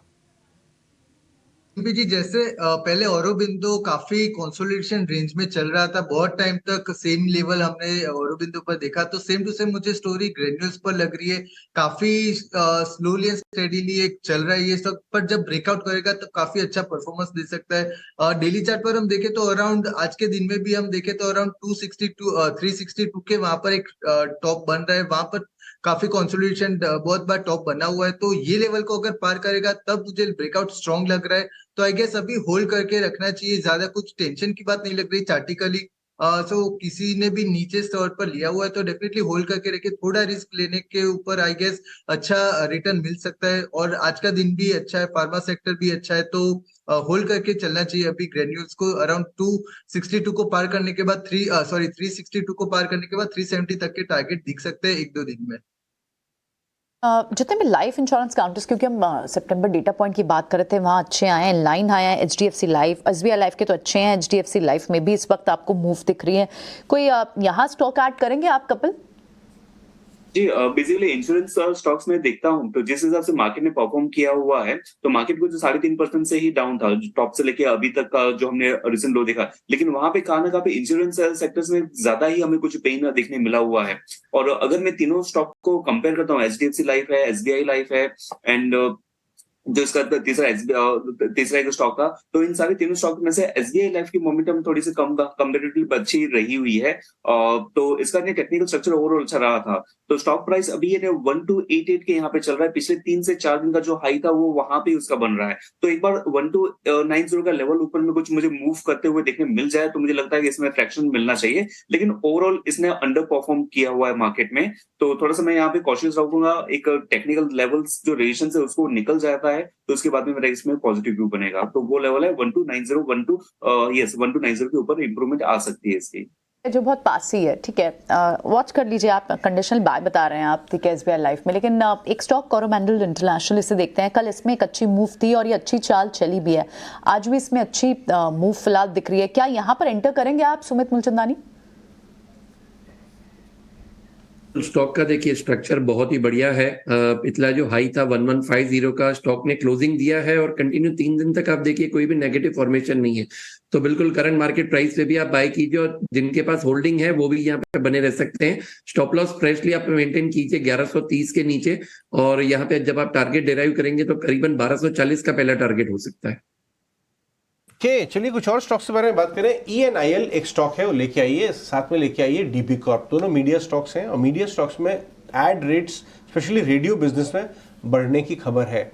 कपिल जरा इन दोनों चार्ट्स को चेक करके बताइए। DB कॉर्प, डेल्टा कॉर्प नहीं, हमारे PCR के मन में डेल्टा कॉर्प, वो भी ट्यूसडे को। DB कॉर्प लेके आइए और आप लेके आइए ENIL। इन दोनों में से चार्ट में मजबूत कौन सा दिखता है कपिल? जी, दोनों के चार्ट में कंपेयर करता हूँ DB कॉर्प और ENIL, तो यहाँ पे बेशक एक स्ट्रॉन्ग जो मोमेंटम मुझे देखने मिला हुआ है वो DB कॉर्प में ही देखने मिला हुआ है। पिछले कुछ टाइम से 100 रुपए का स्टॉक 260 के लेवल पे यहाँ पे आ गया है, तो स्ट्रॉन्ग मोमेंटम काफी स्ट्रॉन्ग है इस पर्टिकुलर स्टॉक में मंथली चार्ट के बेसिस पे। वीकली चार्ट में मैं देखता हूँ तो स्टॉक ने ये जो अपसाइड मोमेंटम आई हुई है, तो बीच में इसका एक टाइम वाइज करेक्शन भी आ गया, तो इसका मतलब जो अपसाइड मोमेंटम आई थी वो काफी हद तक अभी डाइजेस्ट भी हो रही है और फिर से एक फ्लैट पैटर्न का फॉर्मेशन यहाँ पे देखने हमें मिल रहा है। तो 260 के लेवल पे यहाँ पे चल रहा है स्टॉक के जो 3-4 दिन का जो उसका थोड़ा सा डाउनवर्ड स्लोप में है। 268 के लेवल पे जब भी वो लेवल के ऊपर सस्टेन करेगा, मुझे लगता है हाई प्रोबेबिलिटी चांस है कि ये ऊपर में मूव करना चाहिए। और शॉर्ट टर्म में जो इसके मुझे नेक्स्ट बेस्ट रेजिस्टेंस देखने मिलते हैं वो कहाँ ना कहाँ पे 288 तक के मुझे देखने मिल रहे हैं। तो डीवी कॉप में काफी अच्छी मोमेंटम कंटिन्यू रह सकती है एक पॉज के बाद में 288 तक। ये चंदन तपरिया के पास जाना पड़ेगा। चंदन, आपको जोमेटो और पेटीएम तो पसंद आ रहा है, डिलीवरी के बारे में क्या राय है आपकी? वो भी 3% ऊपर है, क्या उसका भी वर्ष हो चुका है? डिलीवरी रेड्डी साहब। बिल्कुल डिलीवरी यहाँ पे अच्छा लग रहा है, और आप ये मिड कैप की तरफ नजर डाल रहे हो तो मेरा फोकस बीएससी पे भी रहेगा। मैं जस्ट कन्विक्शन है इसके लिए डिस्कस कर रहा हूँ। 16 तारीख को बैंकेक्स की एक्सपायरी 1600 भाव जा सकता है। But yes, coming to your point, delivery पे देखें तो डिलीवरी का बॉटम हो चुका है, क्योंकि आप देखोगे लगभग पिछले 23 दिनों से लोअर टॉप लोअर बॉटम का जो सीक्वेंस था वो अब सीक्वेंस एक एंड पे आ रहा है, और most of the mechanical indicators अब एक की सपोर्ट से टर्न हो रहे हैं। लास्ट ट्रेडिंग सेशन को एक जो कैंडल बना था हाई वेव डोजिस सेटअप, इसने रिवर्सल के इंडिकेशन दिए, और आज एक परफेक्ट बुलिश कैंडल बना है, वो पॉजिटिव साइन दे रहा है। तो मेरा मानना है कि 412 के सपोर्ट से यहाँ पे अपमूव बनना चाहिए। 440 तक के लेवल आपको डिलीवरी में बननी चाहिए। आइनॉक्स ग्रीन ने एक ट्रांजैक्शन किया था डेट रिड्यूस करने का। कल बाजार खराब था इसलिए उतना चला नहीं, लेकिन आज 4.5% ऊपर है। जय पटेल, आइनॉक्स ग्रीन 67-68 के आसपास घूम रहा है, क्या लेवल्स आ सकते हैं इसमें? यहाँ से भी मुझे दोनों आइनॉक्स भाईबंधु, आइनॉक्स विंड, आइनॉक्स ग्रीन दोनों में चार्ट्स थोड़े सिमिलर लग रहे हैं। तो आइनॉक्स ग्रीन में मुझे अराउंड 69.3 के लेवल्स आते हुए दिख रहे हैं। आज के दिन में दो वॉल्यूम थोड़ा लेस देन एवरेज है, बट पॉजिटिव क्रॉस ओवर है आरएसए की तरफ से। अराउंड सब कंजेशन जो था मूविंग एवरेजेस का अराउंड 66 के अराउंड के लेवल में, उसको पार करके आज चल रहा है, सुपर ट्रेंड लाइन के ऊपर चला है। तो अभी मुझे लग रहा है डेफिनेटली एक बाउंस बैक आ सकता है ये स्टॉक पर। डेली चार्ट पर 69.3 के लेवल्स आते हुए मुझे दिख रहा है आइनॉक्स स्क्रीन पर। ठीक है, एक छोटी केमिकल कंपनी है जिसको कहते हैं पंजाब केमिकल्स। एक बार जरा चेक करेंगे आप जय, आप ही जरा चेक कीजिए। तो पंजाब केमिकल्स, मैंने भी अभी थोड़ी देर पहले उसका चार्ट देखा, कोइंसिडेंटली मेरे सामने आया तो मेरे को चेक करना पड़ा। आपको ये शेयर ठीक लग रहा है क्या? थोड़ा वॉल्यूम देख के काम कीजिएगा। अभी 1500 शेयरों का वॉल्यूम है इसके अंदर। सो डिम्पी जी, कोइंसिडेंटली 2 दिन पहले मैंने अपने क्लाइंट्स को भी ये रिकमेंड किया था, बिकॉज थोड़ा ब्रेकआउट टाइप लग रहा था ये स्टॉक ऑल्सो, प्लस वॉल्यूम हमने कल के दिन में आते हुए देखा, कल के खराब बाजार में भी। बट ओवरऑल ये स्टॉक में काफी ऑल्दो ऊपर के टाइप में रेजिस्टेंस है, 1230 के अराउंड रेजिस्टेंस है, तो उसके ऊपर अगर ये स्टॉक जाए तब तक अभी थोड़ा वेट करना पड़ेगा। और निचले साइड पर 1165 के लेवल थोड़ा सपोर्ट दे सकते हैं। तो यहाँ भी ऑल्दो बीच में चल रहा है, तो थोड़ा अभी के लिए वेट करना पड़ेगा।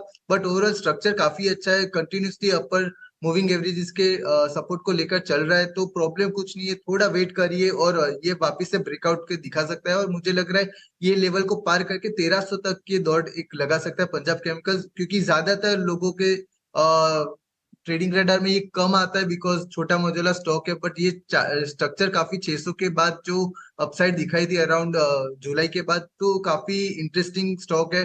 हायर हाई लो कंटिन्यूसली बना रहा है और अपनी जो मूविंग एवरेजेस है उसको रिस्पेक्ट करते हुए ऊपर जा रहा है। तो आई गेस ये काफी अच्छा स्टॉक है, अभी भी चल सकता है ये स्टॉक। ठीक है, बाजार के खुलने के बाद इंडाइसिस तो खैर अभी रेंज में ही है, आप देख ही रहे होंगे अपनी स्क्रीन पर। 73 पॉइंट की बढ़त है। 650 का ना रेजिस्टेंस है एक्चुअली, क्या आर्ली चार्ट पर डालेंगे ना तो वहाँ पे 50 दिन के एवरेज का एक रेजिस्टेंस है, उसको शायद आज जल्दी पार ना करे, उसके लिए थोड़ी इसको मेहनत करनी पड़ेगी, लेकिन ये सपोर्ट को अच्छे से बचाएगा, तो इसमें कोई दो राय नहीं। इसलिए एक राउंड की जो तेज़ी होनी है ना मार्केट में वो करीब हो चुकी है। मैं आपको इंडिया विक्स दिखाना चाहता था, इंडिया विक्स 3% टूटा है अगर आप देखें अपनी स्क्रीन पर। ये कल की बढ़त और आज की बढ़त और कल की गिरावट में अगर देखें ना, ये बहुत ज़्यादा नहीं टूटा, थोड़ा इसको और नीचे आ जाना चाहिए था, बट फिर भी ये नीचे भी बना रहेगा ना तो आपको धीरे करके ऊपर पहुंचाएगा, यानी कि आपको 650 के ऊपर ले जाने की कैपेसिटी है इसमें। ये एक नोटिस। एक काम करेंगे, आप एडवांस डिक्लाइन वाले नंबर्स भी दिखा दीजिए एनएससी, बीएससी और फ्यूचर्स के, उससे आपको बाजार का दम दिख जाएगा, खासकर एफ&ओ वाले शेयर्स में, क्योंकि ज़्यादातर वेटेज उसमें होती है। 144 शेयर वर्सेस 40 शेयर हैं। ये खराब तभी होगा जब डिक्लाइंस वालों की संख्या कम से कम 65 से 70 हो जाए, जो कि लगता नहीं कि आज में हो जाएगी। भले बाजार यहाँ से नहीं भी चलेगा तो आज की जो गेंस हैं वो शायद नहीं इरोड करे।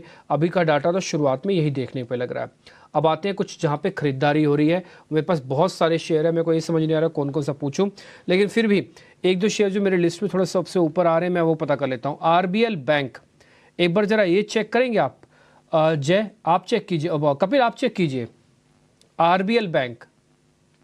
जी, बैंकिंग स्टॉक से हम देखते हैं तो सबके मोमेंटम थोड़ी सी डाइवर्जेंस। लेट्स से जो लीडिंग बैंक्स हैं एक्सिस बैंक, आईसीआईसीआई बैंक, वहां पे थोड़ा सा हमें अंडर परफॉर्मेंस देखने मिल रहा है। लेकिन जो सेकंड टायर बैंक है, खास करके RBL बैंक, CSB हो गया या फिर बंधन बैंक हो गया, वहां पे हमें एक पॉजिटिव रुझान देखने मिल रहा है। स्टॉक आज भी यानी 1.5% के थोड़े से ऊपर में है। स्टॉक की जो हायर एंड हाई लो की सीक्वेंस है अभी भी इंटैक्ट है, शॉर्ट टर्म मूविंग एवरेज को होल्ड करके चल रहा है। मोमेंटम कंपैरेटिवली स्लो है, बैंकिंग स्टॉक में इतना ज्यादा स्पार्क नहीं है, लेकिन इन काउंटर में कुछ मोमेंटम मुझे देखने मिल रही है। शॉर्ट टर्म के वेरी शॉर्ट टर्म पर के पर्सपेक्टिव में देखता हूं तो 247 पे चल रहा है, और उसके जो पिछले 4-5 दिनों का जो कंटिन्यूअसली हाई लेवल बन रहा था वो कुछ 257 के यहाँ पे बन रहा है। तो इतना एक अप मूव हमें शॉर्ट टर्म में देखने मिल सकता है, 10 रुपए का इंप्रूवमेंट इन स्टॉक में। ठीक है, RBL बैंक, ओके, ये स्टॉक भी हमने डिस्कस कर लिया, बैंक्स में हुए हैं। एक बार संवर्धना मदरसन को देखते हैं, इसमें क्या जो अभी फिलहाल थोड़ी सी मूवमेंट दिख रही है बढ़ सकती है, क्या आप इसे लेंगे चंदन? आप मदरसन संवर्धन की बात कर रहे हैं, देखिए 92 के आसपास ये प्राइस चल रहा है और आज के दिन इसमें बढ़त है, बट उससे पहले लगभग 20-22 दिन में हल्का सा करेक्टिव मूव देखने को मिला था। पिछले 5 वीक से लोअर टॉप लोअर बॉटम के सीक्वेंस बने, 103 से लेकर 90 तक का डिक्लाइन देखा और वापस बॉटम बन रहा है। तो मेरे हिसाब से रिस्क टुवर्ड रेशियो बेटर है। 90 के आसपास का मेजर सपोर्ट है, एक बार के लिए 97 तक के स्विंग यहाँ पे प्ले किया जा सकता है। All right, DLF, Godrej properties के सारे रियल एस्टेट स्टॉक अच्छे चल रहे हैं। एक बार DLF पर आज आई थिंक मॉर्निंग में व्यू हुआ है एक बार, लेकिन 2.5% तेज होने के बाद क्या आप यहाँ पर और तेजी बढ़ सकती है? ये एक पोजिशनल बेट हो सकती है क्या कपिल? जी, DLF में एज एन ओपनिंग ट्रेड हमने इसको डिस्कस भी किया होता। रियलिटी सेक्टर्स में एक्चुअली मोमेंटम है, मींस लेट्स से कि अगर मुझे यहाँ पे थोड़ा सा मार्केट में जो मैं मूविंग सेक्टर्स को देख रहा हूँ तो मुझे रियलिटी सेक्टर्स काफी पसंद में आ रहा है। स्टॉक प्राइस 553 पे ही चल रहा है। ये 553 का लेवल लास्ट टाइम ये स्टॉक ने ऑलमोस्ट 2008 में देखा हुआ था, यानी एक अपने आप में एक बहुत 10 साल का बेस बना के उसमें ब्रेकआउट आ रहा है। तो लेवल्स इमीडिएट हिस्ट्री में तो हमें नहीं देखने मिलेंगे, क्योंकि 2008 यानी 12-13 साल के पहले के ही ये नए हाईस को टच कर रहा है। बट इसके जो इंप्रूवमेंट अभी भी हम देख रहे हैं पोजिशनल पर्सपेक्टिव से, तो नेक्स्ट बेस इसके अपसाइड पोटेंशियल हमें 600 तक की देखने मिल सकती है। स्ट्रक्चर काफी अच्छा बना हुआ है इसमें। स्टॉक्स आपको वापस दिख रहे हैं। टाटा मोटर्स पर तो खैर बात हुई थोड़ी देर पहले, लेकिन M&M में भी अभी तेजी है, 8% की तेजी है। मारुति डिस्कस हुआ, M&M को भी एक बार डिस्कस कर लेते हैं। इस पे क्या एक ट्रेड लेंगे आप जय? तो M&M पर अभी ट्रेड नहीं लेना चाहूंगा, बिकॉज थोड़ा अभी एवरेजेस के नीचे चल रहा है और कल के दिन के हाई के नीचे भी चल रहा है। सो थोड़ा ऊपर आने के इंतजार करूंगा। अभी अराउंड 1550 के बाद ये स्टॉक को लेना चाहूंगा मैं। वो 200 डे मूविंग एवरेज भी है 15 मिनट्स के कैंडल के चार्ट पर, तो थोड़ा वेट करूंगा फिर बाय करूंगा। मारुति के वो सब अभी अच्छे चल रहे हैं, बट M&M थोड़ा अभी स्ट्रक्चर नेगेटिव दिख रहा है ओवरऑल डेली चार्ट का। So I will wait for long position in Apple.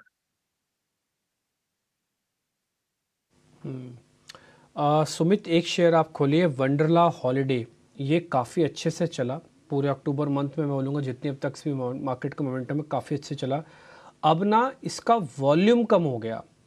अगर आप इसके चलने के साथ देखेंगे तो वॉल्यूम बार बड़ी बड़ी दिखेंगे, लेकिन अब वॉल्यूम श्रिंक हो गया। क्या ये शेयर साइडवेज हो जाएगा, रुक जाएगा, या फिर टूटेगा? ये शेयर वापस आएगा, क्योंकि इसने बहुत ही स्पीड से 300 से 800 वाली जर्नी लगाई है। अब इसका 1 साल का चार्ट लगाई तो आपको और पता लगेगा। अब मेरे को पता करना है इसमें से प्रॉफिट बुक करके बाहर आ जाना चाहिए। वॉल्यूम गुम हो रहा है सर। देखिए वॉल्यूम भी गुम हो रहा है और यहाँ पे आप देखेंगे तो near to the overbought zone है। आप देखिए स्टॉक का एक कंसोलिडेशन जोन था जो तकरीबन 650 का एक रेजिस्टेंस के साथ ये ब्रेकआउट आया और स्टॉक ने 650 से लेके 840 तक का रन दे दिया है, वो भी करीबन 10 से 12 सेशन में। तो ऑब्वियसली यहाँ पे थोड़ा सा प्रॉफिट बुकिंग मोड हो सकता है, तो बेटर रहेगा यहाँ पे आप पार्शियली बुक कीजिए। लेकिन जिनका नजरिया थोड़ा सा लंबा पीरियड का है तो यहाँ पे आप एक स्टॉप लॉस मेंटेन कीजिए जो करीबन रहेगा 740 का। और यहीं पे ही अगर नीचे सपोज कोई स्टॉक यहाँ पे कंसोलिडेट कर रहा है और यहाँ से कुछ बाउंस बैक के हमें साइन भी मिल रहे हैं तो फ्रेशली एडेड वहां पे मैं करना चाहूंगा, लेकिन पार्शियल बुकिंग यहाँ पे करनी चाहिए। ठीक है, पार्शियल प्रॉफिट बुकिंग ज़रूर यहाँ पे करनी चाहिए। ये शेयर थोड़ा चला हुआ है। देखिए, हमारा काम सिर्फ शेयर बताना नहीं है, शेयर से बाहर निकालना भी है। अगर शेयर मान लीजिए हमसे नहीं डिस्कस हुआ, वंडरला हॉलीडे आपके पास कहीं से आ गया, किसी ब्रोकर ने बताया, कोई खबर आपके पास आ गई, शेयर चल गया, तब भी तो आपको ये बात आइडिया होना चाहिए ना कि कहाँ पे आके इसके रुकने के चांसेस हैं। थोड़ा ध्यान रखिएगा शेयर के अंदर। स्पीड से चला हुआ शेयर है, वॉल्यूम गुम हो रहा है, और सुमित ने आपको और 2-4 रीजंस भी गिनवा दिए हैं। एक शेयर और है डेल्टा कॉप। मैं इसके बारे में अब शायद हो सकता है 2 दिन में तीसरी चौथी बार इस शेयर को मैं बता रहा हूँ। मैं फिर से बोलूँगा, ये मेरे लिए लिस्ट में नहीं है, बट इसके मोमेंटम से, इसके जो स्पीड आ रही है जो रिकवरी की, उससे थोड़ा खुश हूँ। क्योंकि जीएसटी काउंसिल के बाद से जिसने शेयर ने अपने आप को गिरना कम कर दिया, ये शायद हो सकता है आने वाले दिनों में अच्छा स्टॉक हो जाए। मेरे को एक चीज़ बताइए जय, आप जरा देख के, मैं इन्वेस्टमेंट करना चाहता हूँ, क्या इस भाव पे ठीक है इन्वेस्टमेंट, या फिर अभी रुक जाओ, सारी चीज़ सेटल हो जाने दूँ? तो इवन जिस दिन गिरा था अराउंड दूसरे दिन हमने ये स्टॉक डिस्कस किया था, अभी भी मैं बोल रहा हूँ वही डेफिनेटली इन्वेस्टमेंट के लिए गुड बाय, क्योंकि बहुत सारे अलग बिजनेस भी होंगे। सो जीएसटी नोटिस को अगर नजरअंदाज अभी के लिए कर दे तो उसके अलावा होटल बिजनेस है, ऑनलाइन गेमिंग है, बहुत सारी चीजें, उनका पेंडिंग रिक्वेस्ट भी है गुजरात में कैसीनो ओपन करने का। तो बहुत सारी फंडामेंटली भी अच्छी न्यूज आ सकती है। तो अभी मोमेंटम में भी है, तो मुझे 152 दिख सकता है। किसी को बहुत हाई रिस्क टेकिंग पर्सन हो तो डेफिनेटली ये गुड बाय, मोमेंटम काफी है। और अगर अभी के लिए देखें तो आज के दिन में और कल के दिन में दोनों में हमने मोमेंटम में डेफिनेटली ये स्टॉक को आते हुए देखा था। और मुझे लग रहा है जो अपसाइड है अराउंड 2020 मूविंग एवरेज, तो वहां तक एक दौड़ लगा डेफिनेटली सकता है। तो अराउंड 152 तक ये स्टॉक के जाने के आसार है अभी, क्योंकि जो न्यूज आनी थी वो आ गई। उसको ज्यादा रिएक्ट नहीं हुआ, 140 के नीचे, अराउंड 135 के नीचे गया नहीं है। तो डेफिनेटली सस्टेन कुछ कर रहा है, तो कुछ तो है डेफिनेटली बाय करने लायक। तो मोमेंटम के लिए प्ले कर सकते हैं हाई रिस्क इन्वेस्टर्स की। ओके, ठीक है, डन। तो ये आपको डेल्टा कॉप का व्यू पॉइंट भी मिल गया। इसी तरह से एक ट्रेंडिंग स्टॉक और है, वह है शिपिंग कॉरपोरेशन ऑफ इंडिया। आपको पता ही कि हमास और इजराइल को लेकर जो बीच में इस समय तनाव है, उससे शिपिंग कंपनीज को भी इम्पैक्ट पड़ता है। तो इसी मुद्दे पर हमने कंपनी के जो CMD हैं BK त्यागी, उनसे बातचीत की मेरी संवाददाता ऐश्वर्या ने, और उन्होंने कहा कि हाँ, सप्लाई चेन पर कोई ख़ास असर नहीं पड़ने जा रहा है। और उन्होंने कहा कि इस फाइनेंशियल ईयर के एंड में वो अपना विनिवेश वाला काम भी पूरा कर लेंगे। आइए आपको पूरी खबर और पूरी चर्चा सुनाते हैं। SCI के लिए एक बहुत बड़ा मैरीटाइम प्लेटफॉर्म अपॉर्चुनिटीज़ के लिए होने वाला है। आदरणीय मंत्री साहब ने आज डिक्लेयर भी करा है, और इसमें SCI के लिए कार्गो कैरिंग के काफ़ी नई अपॉर्चुनिटीज़ हमें दिखाई दे रही हैं। इवन SCI जो हमारे जहाज रिपेयर्स होते हैं, बिल्ट होते हैं, उनके लिए भी एक हम नए इसमें MOUs करने वाले हैं। तो ये केवल SCI के लिए नहीं, जितने भी ट्रेड पार्टनर हैं मैरीटाइम इंडस्ट्री में, सब के लिए एक बहुत बड़ी अपॉर्चुनिटीज़ है। आप सब लोग आए इसमें 17, 18, 19 अक्टूबर को इसमें पार्टिसिपेट करें, अपने अपने क्षेत्र में अपनी अपनी कंपनियों को बढ़ावा दें। ये बहुत ही बड़ा प्लेटफॉर्म आप सबके लिए है। SCI ने कोई आपके टॉक्स ऑलरेडी जारी किए गए हैं, जो फॉरेन इन्वेस्टर्स आने वाले हैं, कई सारे डेलीगेट्स आने वाले हैं, तो उसके बारे में कुछ बता सकें? हमारे ऑलरेडी कई MOU तो हमने फाइनल करके रखे हुए हैं। सर, कितने होंगे? ऑलरेडी 5 MOUs हमारे लगभग तैयार हैं, पर उनकी अभी फाइनल फिनिशिंग चल रही है। कुछ हमारे फॉरेन डेलीगेट्स, फॉरेन पार्टनर्स भी आ रहे हैं, उनके साथ में हमारे face to face, business to business meeting होने वाली है, और इसके रिजल्ट सब जो है MOU सेशंस के द्वारा आपके सामने मिलेंगे, और आप वहाँ उपस्थित रहें और आप सामने के सामने अपने रिजल्ट्स देख पाएंगे। सर, आखिरी सवाल, डाइवेस्टमेंट को लेकर कई सारे शेयर होल्डर्स हैं, उनका कंसर्न है, तो उस पर अगर आप कुछ क्लैरिफिकेशन दे सके, क्या 2024 में डाइवेस्टमेंट देखने को मिलेगा, और जो बिडर्स है वो उनका इंटरेस्ट, कौन से जो प्लेयर्स हैं उनका इंटरेस्ट उन्होंने दिखाया है इस डाइवेस्टमेंट? जी, ये डाइवेस्टमेंट ऑफ SCI जो है, ये दीपम डिपार्टमेंट इसे मैनेज कंट्रोल कर रहे हैं। और लेकिन मैं आपको सिर्फ ये बता दूं, जितने भी हमारे शेयर होल्डर हैं उन्हें कोई भी चिंता या घबराने की कोई आवश्यकता नहीं है। भारत सरकार इसमें कटिबद्ध है, और जो भी प्रोसेस है वो फॉलो करते हुए इसमें एक एक स्टेप करके प्रोग्रेस हो रहा है। शेयर होल्डर्स हों या जो भी क्वालिफाइड बिडर्स हैं, जिनकी जानकारी मेरे पास नहीं है, दीपम के पास है, लेकिन किसी को भी इसमें चिंता करने की कोई आवश्यकता नहीं है। SCI के एम्प्लॉयज़ हों या शेयर होल्डर हों, ये सब के लिए कुछ ना कुछ अच्छा भविष्य में आने वाला है। ठीक है, ये तो SCI की कमेंट्री थी, लेकिन शानदार रैली बाजार में चल रही है। ब्रॉडर मार्केट को लेके डायरेक्टर साहब ये बताना ज़रूरी है कि कैसे मिड कैप स्मॉल कैप में एक सॉलिड बाइंग आ गई है। स्मॉल कैप और मिड कैप इंडेक्स लेके आई है, डेज हाई पे बनी हुई है।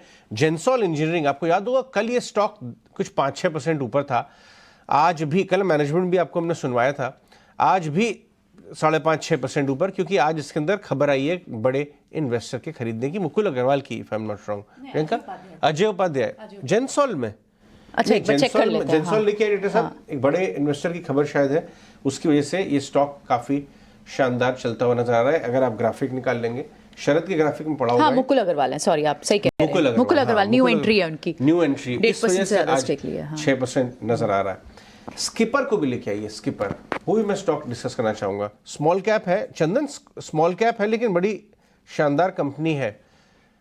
ओके, चंदन है नहीं, कपिल है हमारे साथ। कपिल, आप जरा चार्ट चेक करके बताइए, आज क्या ब्रेकआउट जैसा मूव लग रहा है? 230-31 क्रॉस कर रहा है ये। स्किपर एक शॉक एब्जॉर्बर कहा जाता है, और अपने भी स्टॉक में भी जो भी कुछ शॉक्स आते हैं, जो कुछ डिक्लाइनिंग मोमेंटम आते हैं, उसको भी काफी अच्छे तरीके से उसने एब्जॉर्ब किया हुआ है। स्ट्रक्चर वाइज काफी अच्छा है। हालांकि उसके जो पहले के हाई थे 2017-18 के, तो उसी हाई के यहाँ पे पहुंच गया है स्टॉक, लेकिन ऑन डेली चार्ट के यहाँ पे देखता हूँ तो एक अच्छी मोमेंटम आई हुई है। थोड़े दिन का पॉज भी आया हुआ है, और आई थिंक 10-15 दिन का जो उसमें कंसोलिडेशन आया था, तो उसके ऊपर अभी ब्रेकआउट भी आ रहा है। तो 231 पे अभी चल रहा है, थोड़ा सा निखार और भी आ सकता है स्टॉक में शॉर्ट टर्म में। और इसके जो इमीडिएट अपसाइड मोमेंटम थी, जो इसके प्रीवियस पीक लेवल हम जो देख रहे हैं, वो 245 के यहाँ पे हमें देखने आ रहे हैं। तो स्किपर में यहाँ से एक साइडवेज टू पॉजिटिव व्यू है, लेकिन अभी रेंज ब्रेकआउट वजह से थोड़ा सा पॉजिटिव व्यू यहाँ पे ज्यादा बन रहा है, और 246 की अपसाइड पोटेंशियल हो सकती है।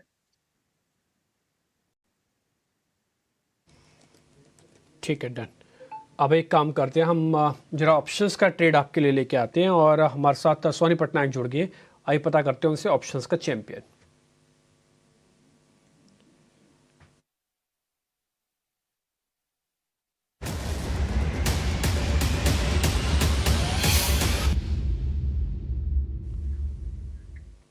सोनी जरा बताइए, ऑप्शंस का आज आपने कौन सा चैंपियन ढूंढा है? जी गुड मॉर्निंग डिम्पी जी, गुड मॉर्निंग एवरीवन। आज जो ऑप्शंस के चैंपियन में रेकमेंड करना चाहूंगी वो है Bharti Airtel. Bharti Airtel 940 call option buy करने की सलाह है। हालांकि मेरा बाइंग रेंज था 9 से 10 के बीच में रेंज, बट अभी प्राइस थोड़ा बढ़ गया है, 12 रुपये 80 पैसे चल रहा है। आप इसी रेंज में भी बाई कर सकते हैं। 13 रुपये और 12 रुपये रेंज के बीच में बाई कीजिए। थोड़ा स्टॉप लॉस मॉडिफाई कर लेंगे आप, इसमें 5 रुपये का स्टॉप लॉस लगाए, और ऊपर का जो टारगेट होगा वो 24 रुपीज का होगा। लॉन्ग बिल्ट पोजिशन बिल्ड हो रहे हैं भारती एयरटेल में। आज मॉर्निंग में कॉल अनवाइंडिंग भी हो रहा है हायर स्ट्राइक प्राइसेस में। तो भारती एयरटेल पोजिशनली मुझे लगता है 950 और 960 का टारगेट है जाने के लिए, तो कॉल ऑप्शन 940 का सबसे बेस्ट होगा। और सिंस इसका एक छोटा स्टॉप लॉस है, सॉरी छोटा लॉट साइज है, तो 950 का लॉस साइज है, तो आपका इसमें मैक्सिमम लॉस एज पर दी स्टॉप लॉस 4000 से हो सकता है। Maximum target as per the maximum profit as per the target आपका इससे 10,000 से 11,000 के आने के चांसेस है। तो रिस्क रिवॉर्ड रेशियो भी काफी फेवरेबल है। ठीक है, भारती एयरटेल पे ध्यान रखें, 940 की स्ट्राइक है। ये हालांकि लिखा भी 8 से 9 है, लेकिन खुद सोनी बता रहे हैं कि थोड़ा चल गया तो 12 रुपये में आपको मिलेगी। अब आपको क्या करना है कि अपने स्टॉप लॉस को वहीं छोड़ देना, 4 रुपये को। टारगेट जो 18-22 लिखा है ना, उसको सिर्फ एक ही टारगेट कर लो, वह है 22 रुपये। ये 18 वाला टारगेट ही अब छोड़ दो, तो रिस्क रिवॉर्ड से जमेगा नहीं, और आपका जो मुनाफा है थोड़ा और बढ़ जाएगा, और नुकसान भी जो हमने कैलकुलेट किया हुआ है वो भी 4-4.5 हज़ार तक का ही रहेगा। कुल मिला के बस थोड़ा सा ही चेंज है, 2-2.5 रुपये थोड़ी कॉल चल गई है। अगर आपको ऐसा लगता है कि कॉल मेरे को 8-9 रुपये में मिल जाएगी, तो आप भले आप सौदा पंच करके छोड़ दो, मिल जाएगी तो मिल जाएगी, नहीं तो 12 पे एक लॉट तो ले ही लो। ठीक है सोनी, बहुत शुक्रिया, थैंक यू वेरी मच ये आज का सौदा बताने के लिए भारती एयरटेल का। ये थोड़ा डिफेंसिव शेयर है, और आजकल मार्केट के अंदर ऐसे ही शेयर आपके काम भी आते हैं जहाँ पे थोड़ा डिफेंसिव वाला प्ले हो। आगे बढ़ते हैं, पूर्वांकरा की मैनेजमेंट हमारे साथ जुड़ रही है। वजह 2-3 हैं उनको जोड़ने की। CEO हैं अभिषेक कपूर, वो हमारे साथ जुड़ रहे हैं। पहला, एक तो फेस्टिवल सीजन से पहले इस समय डिमांड कैसे चल रही है। दूसरा, अभी IT इंक्वायरी की कुछ बात सामने निकल के आई थी, वो थोड़ा पता करेंगे इनसे। और तीसरा, आगे चल के इनकी गाइडेंस क्या है, किस तरह से आप ये आगे और बिज़नेस को बढ़ाएंगे, एक जरा उनसे पता करते हैं। मिस्टर कपूर, बहुत बहुत शुक्रिया, थैंक यू वेरी मच। पहले तो आप जरा ये बताइए, सामने फेस्टिवल सीज़न है, इस समय बुकिंग्स कैसे आ रही हैं या कैसे एक्सपेक्टेड हैं, आ सकती हैं, क्योंकि 1 महीने बाद ही दिवाली है। अजय जी शुक्रिया, आपने इनवाइट किया शो पे। सो जहां तक बुकिंग का सवाल है, जो ट्रेंड है वो हम कंटिन्यू दिखाई दे रहा है। सेकंड क्वार्टर काफी अच्छा रहा है, हमारा ऑपरेशनल रिजल्ट अपलोड होगा आज, और जो ट्रेंड है वो पॉजिटिव है। और क्योंकि ये फेस्टिव सीजन आने वाला है, अभी कुछ पितृपक्ष या श्राद्ध का पीरियड चल रहा है 16 तारीख तक, लेकिन इंक्वायरीज डेफिनेटली उसी तरह से सेम मोमेंटम के साथ साइट विजिट और इंक्वायरी हो रही है। बुकिंग पिकअप होगी मुझे लगता है ये श्राद्ध और पितृपक्ष पीरियड खत्म होने के बाद। लेकिन उसके अलावा जनरली जो हमारा एक्सपेक्टेशन है इस कमिंग क्वार्टर में, वो सेम ट्रेंड जो हमको पीछे दिखाई दिया है लास्ट 2 क्वार्टर्स में दिखाई दे रहा है, इनफैक्ट बेटर होगा, क्योंकि ट्रेडिशनली हमारी इंडस्ट्री की साइकिल है कि 3rd और 4th क्वार्टर टिपिकली बेटर होता है फर्स्ट और सेकंड क्वार्टर से। सो बुकिंग तो हमको लगता है वो कंटिन्यू रहेगी, और प्लस न्यू लॉन्चेस जो हम ऐड करने वाले हैं अगले 2 क्वार्टर में, उससे ये मोमेंटम फर्दर बढ़ेगा।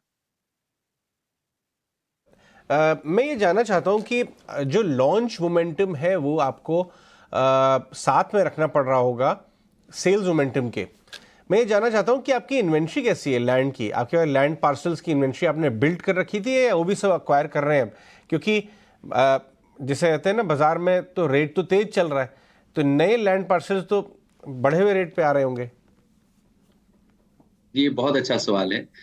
तो देखिए, कंपनी के पास करीब 45 मिलियन स्क्वायर फुट का लैंड बैंक था, जिसको हम अभी मोनेटाइज कर रहे हैं और लॉन्च कर रहे हैं। इस साल में हम करीब 15 मिलियन स्क्वायर फुट लॉन्च कर रहे हैं, जिसमें से 7 मिलियन ओपन फॉर सेल करेंगे।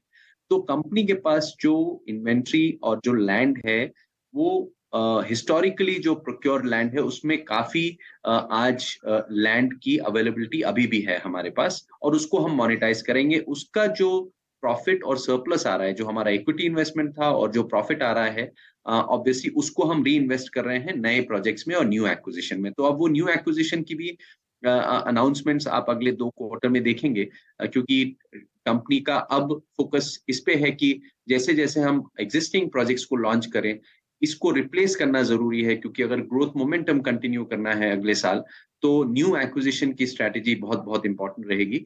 और ये जो कैपिटल सरप्लस जनरेट होगा हमारे अक्रूवल से और जो लॉन्चेस से, वो सारा हम री इन्वेस्ट करेंगे न्यू एक्विजिशन में। तो to answer your question, yes, हमारे पास काफी पुरानी लैंड बैंक है जिसको अब हम मोनेटाइज कर रहे हैं, और आगे चल के न्यू एक्विजिशन का आप अनाउंसमेंट देखेंगे। मिस्टर कपूर, एक चीज़ आपसे और पता करनी थी। अभी रिसेंटली खबर आई थी कि कुछ इनकम टैक्स की इंक्वायरी हुई है, कुछ रेड्स हुई हैं, जरा इसके बारे में आप बताएंगे। जी, ये एक रूटीन मैटर है जो हमारे इंडस्ट्री में एक चलता है रेगुलरली, सभी रियल एस्टेट प्लेयर्स के साथ एक ये सर्च का मैटर चलता है ऑन अ पीरियोडिक बेसिस। तो ये रूटीन मैटर था जिसमें ये सर्च हुई, और उनके जितने प्रश्न थे, उनके जितने क्वेश्चन थे, वो कंपनी ने आंसर किए। कोई भी अनअकाउंटेड कैश या अनअकाउंटेड ट्रांजैक्शंस नहीं मिले, और बहुत ही पॉजिटिव तरीके से डिपार्टमेंट ने इस पूरी सर्च को कंडक्ट किया, बड़े प्रोफेशनल। और इनफैक्ट मैं अप्रिशिएट करूंगा, क्योंकि अब जो तरीका है प्रशासन का, वो रिस्पेक्टफुल और डिटेल बहुत थरो है, प्रोटोकॉल ओरिएंटेड है, एक्सट्रीमली प्रोटोकॉल ओरिएंटेड है, वेरी थरो। बट जो तरीका है उसमें प्रोफेशनलिज्म जो जिस तरह का, एटलीस्ट मेरे पर्सनल एक्सपीरियंस में जो मुझे दिखाई दिया, वो बहुत ही फैंटास्टिक था। सो कंपनी के पॉइंट ऑफ व्यू से हमारे कोई भी अनअकाउंटेड कैश या अनअकाउंटेड ट्रांजैक्शंस नहीं मिले, और वो इंक्वायरी पॉजिटिवली कंक्लूड हो गई है, और इंक्वायरी नहीं, सर्च। और अब आगे जैसा प्रोसीडिंग्स रहता है, उनका फॉर्मल प्रोसेस रहता है, वो चलेगा। साहब, बहुत बहुत शुक्रिया हमसे जुड़ने के लिए और इन सब बातचीतों पे अपनी टिप्पणी देने के लिए। तो ये थे पूर्वंकरा के CEO अभिषेक कपूर। आगे बढ़ते हैं, हमारे साथ हमारे पैनलिस्ट तो जुड़े हुए हैं, बाजार का एक बार नजरिया ले लेते हैं। देखिए मैंने आपको बताया था निफ्टी फ्यूचर्स 19,640 पे आ गया है। एक बार ये लेके आइए आप स्मॉल कैप मिड कैप, वहाँ पे बाइंग तगड़ी हो रही है। और ऑलरेडी मैं आपको बता दूं, अगर आप इंटरनेशनल मीडिया को देखें तो कहीं ना कहीं ट्रूस वर्ड आपको बार बार अब दिखाई देना पड़ेगा, यानी किसी तरह की पीस स्टॉक्स की बातचीत ऑब्वियसली बहुत ज़्यादा एलिवेट। और हमने यहाँ पे 18 स्वदेश पे ये स्टांस ऑलरेडी लिया था कि ये यूक्रेन रशिया जैसा माहौल नहीं है, कि उतने बड़े स्केल का मामला नहीं है। तो कहीं ना कहीं ये ग्लोबल सारे जो बड़े कंट्रीज़ हैं वो सब प्रेशर आएगा, कहीं ना कहीं कंटेन होने की बात होगी एक रिटेलिएशन के बाद। देखिए इसको ऑब्जर्व करिए एट ग्लोबल मार्केट्स, इसीलिए डाउ फ्यूचर्स वगैरह सुबह ही हरे निशान में आ गए थे। और मिड कैप स्मॉल कैप में अच्छी बाइंग आ रही है। जय पटेल, कपिल शाह, सुमित मूलचंदानी हमारे साथ हैं। जय, कुछ और इंटरेस्टिंग ट्रेड आपके रेडार पे निकल के आ रहा है? तो आज के दिन में आईआरबी इंफ्रा को हम देखें तो काफी एक बज बन के आ रहा है। बहुत टाइम से हम देखें तो कंटिन्यूसली 31 से लेके 33 के रेंज में ट्रेड कर रहा है। जब ये ब्रेकआउट, मुझे लग रहा है ये ब्रेकआउट करेगा तो बहुत अच्छा खासा स्ट्रॉन्ग वाला करेगा, बिकॉज 3 साल से सेम ही टॉप बना रहा है अराउंड 335 के लेवल के। तो आई गेस किसी को लॉन्ग होना है, थोड़ा एक दो महीने का होराइजन है, तो IRB infra would be a very good buy. और इलेक्शन भी आ रहा है और ऑर्डर बुक भी इनकी काफी स्ट्रॉन्ग है, और गोल्डन कोलिलेटरल पर भी काफी अच्छा मार्केट शेयर है इनका। और टेक्निकली भी ये स्टॉक काफी कंसोलिडेशन बना रहा है। आज के दिन में वॉल्यूम भी देखा 3.5% का अपसाइड है। तो डेफिनेटली मुझे लग रहा है ये 34-35 के लेवल बहुत छोटे समय में बना सकता है। प्लस अगर वो पार हो गया तो 40 तक के लेवल ये 1-2 महीने में भी जा सकता है। तो यहाँ पर एक नजर बना के रखनी चाहिए आईआरबी इंफ्रा पर। ठीक है कपिल, आपके रेडार पे कुछ इंटरेस्टिंग ट्रेड निकल के आया क्या? जी, यहाँ पे मुझे ध्यान में तो रियलिटी एस्टेट्स ही आ रहे हैं स्टॉक में। आज का जो टॉप परफॉर्मिंग सेक्टर है और पिछले कुछ दिनों से रिलेटिवली अच्छी स्ट्रेंथ भी जो वो बता रहा है वो रियलिटी सेक्टर ही है, और 2% से अभी ऊपर चल रहा है। ऑलरेडी हमने डीएलएफ को एक स्टॉक डिस्कस किया हुआ है, उसके साथ में गोदरेज प्रॉपर्टी का भी एक स्टॉक है जो फिर से 2 दिन पहले एक एक्सपांड रेंज कैंडल थी, कल के दिन में थोड़ा सा झुका हुआ हमें देखने मिला हुआ है, और अभी 2 दिन का जो इसमें हाई का लेवल था वो भी क्रॉस करने के आरे पे है। तो यहाँ पे मुझे लग रहा है पॉजिटिव मोमेंटम कंटिन्यू होनी चाहिए इंट्राडे टू वन डे के पर्सपेक्टिव से। 1673 पे अभी चल रहा है, तो ऊपर में अभी भी 1710 के अपसाइड पोटेंशियल मुझे यहाँ पे आते हुए देखने मिल रहे हैं। तो गोदरेज प्रॉपर्टी यहाँ से बुलिश कंटिन्यूएशन आना चाहिए। ठीक है, एक दो शेयर और फटाफट से पता कर लेते हैं जो आज शुरुआत में थोड़ा सा आपको ठीक लग रहे होंगे। 1 मिनट, यस, एक बार जरा एस्कॉर्ट्स पे M6 पे रिकमेंडेशन लेते हैं। M6 एक बार जरा चेक करेंगे आप? जय, आप जरा चेक कीजिए M6। तो इस सीरीज के एंड में सौदे काट दें, अगली सीरीज में भी लेके जाएं इसको। तो MCX में थोड़ा डेजावू इफेक्ट दिख रहा है। पिछले टाइम जब सेबी का आया था तब वापस से अराउंड सितंबर के महीने में 2100 के टारगेट आ गए थे, वापस अभी वही लेके बैठा हुआ है। तो अभी लेट्स सी के कोई किसी ने शॉर्ट टर्म के लिए लिया हुआ है तो डेफिनेटली एग्जिट हो जाना चाहिए, लाइक इंट्राडे ट्रेडर्स या ऐसा कोई 1 वीक के लिए लिया हो, बट थोड़ा लंबा नजरिया हो तो डेफिनेटली ये स्टॉक काफी अच्छा है। बीएससी जैसा मूव मुझे आते हुए दिख रहा है स्टॉक पर। MCX जो कि एक्सचेंज भी है तो काफी कुछ आगे जाने के बाद हो सकता है, जब लाइव हो जाएगा तब काफी कुछ यहाँ पर डेवलपमेंट्स आ सकते हैं। तो मुझे लग रहा है यहाँ पर भी किसी का थोड़ा लंबा नजरिया हो रहा है 3-4 महीने का, तो मुझे 2300-2400 के टारगेट MCX पर आते हुए दिख रहा है। ये rounding bottom pattern almost complete करने की कगार पर है, अराउंड 2150 के वहां पर एक कंप्लीट कर रहा है। तो उसके बाद ये वापिस से ब्रेकआउट देगा और अच्छा प्राइस इंक्रीज देखने को मिलेगा MCX के चार्ट। कुछ मिड कैप स्टॉक्स में देखते हैं जहां पिछले कुछ मिनटों में बढ़त हुई भी है। TVS और एस्कॉर्ट्स, इनको तो डिस्कस किया हमने। बाटा इंडिया को भी एक बार डिस्कस करते हैं। कपिल, बाटा इंडिया के पास एक स्ट्रॉन्ग एक पुराना वीक बेस भी था, इस बार नंबर्स के एंटिसिपेशन में शायद ये ट्रेड शुरू भी हो गया है। बाटा इंडिया में आप तेजी देखते हैं क्या? यहाँ से चार्ट्स पर कैसा दिख रहा है? जी, बाटा इंडिया का बेसिक थोड़ा एक टाइम था पहले का जहाँ पे काफी अच्छा मूव उसने दे दिया था, लेकिन जो उसकी अपसाइड मोमेंटम थी वो कहाँ ना कहाँ पे 1717 जो उसके प्रीवियस रेजिस्टेंस थे वहां पे अटक गई थी। वहां पे एक डिस्ट्रीब्यूशन पैच भी बना था और स्टॉक प्राइस ने डिक्लाइनिंग मोमेंटम दे दी थी। और स्टॉक का 1770 से लेके 1580 तक एक डिसेंट करेक्शन भी हो गया है, लेकिन अभी जो पहले का जो सेलिंग का इक्वेशन था वो अभी चेंज हो गया है। पहले सेलर्स काफी हावी थे, अभी कहाँ ना कहाँ पे सेलर्स और बायर्स में थोड़ा सा एक इक्विलिब्रियम देखने मिल रहा है। तो फर्स्ट थिंग ये इंडिकेट करता है कि कुछ आपकी जो सेलिंग प्रेशर पहले ही थी वो रुक गई है। पिछले 3-4 दिनों से जो उसका बेस जो हम देख रहे हैं, उसके जो लोज देख रहे हैं, वहां पे हमें कंसिस्टेंसी देखने मिल रही है कि 1600 लेवल के अराउंड ही उसके लो लेवल देखने मिल रहे हैं in spite of the volatility in the market. आज के दिन में जो उसके 4 से 5 दिन के हाई लेवल थे वो अभी क्रॉस करते हुए आ रहा है। तो मुझे लग रहा है कि अभी यहाँ से थोड़ा सा एक अपटिक हमें देखने मिलना चाहिए। बहुत ही उम्दा स्ट्रक्चर तो नहीं है, लेकिन शॉर्ट टर्म के पर्सपेक्टिव से यहाँ पे थोड़ा बहुत ऊपर में पुल बैक मुझे देखने मिल सकता है 1650 से लेके 1655 तक। चलिए, ये तो हुई बाटा इंडिया पर बात।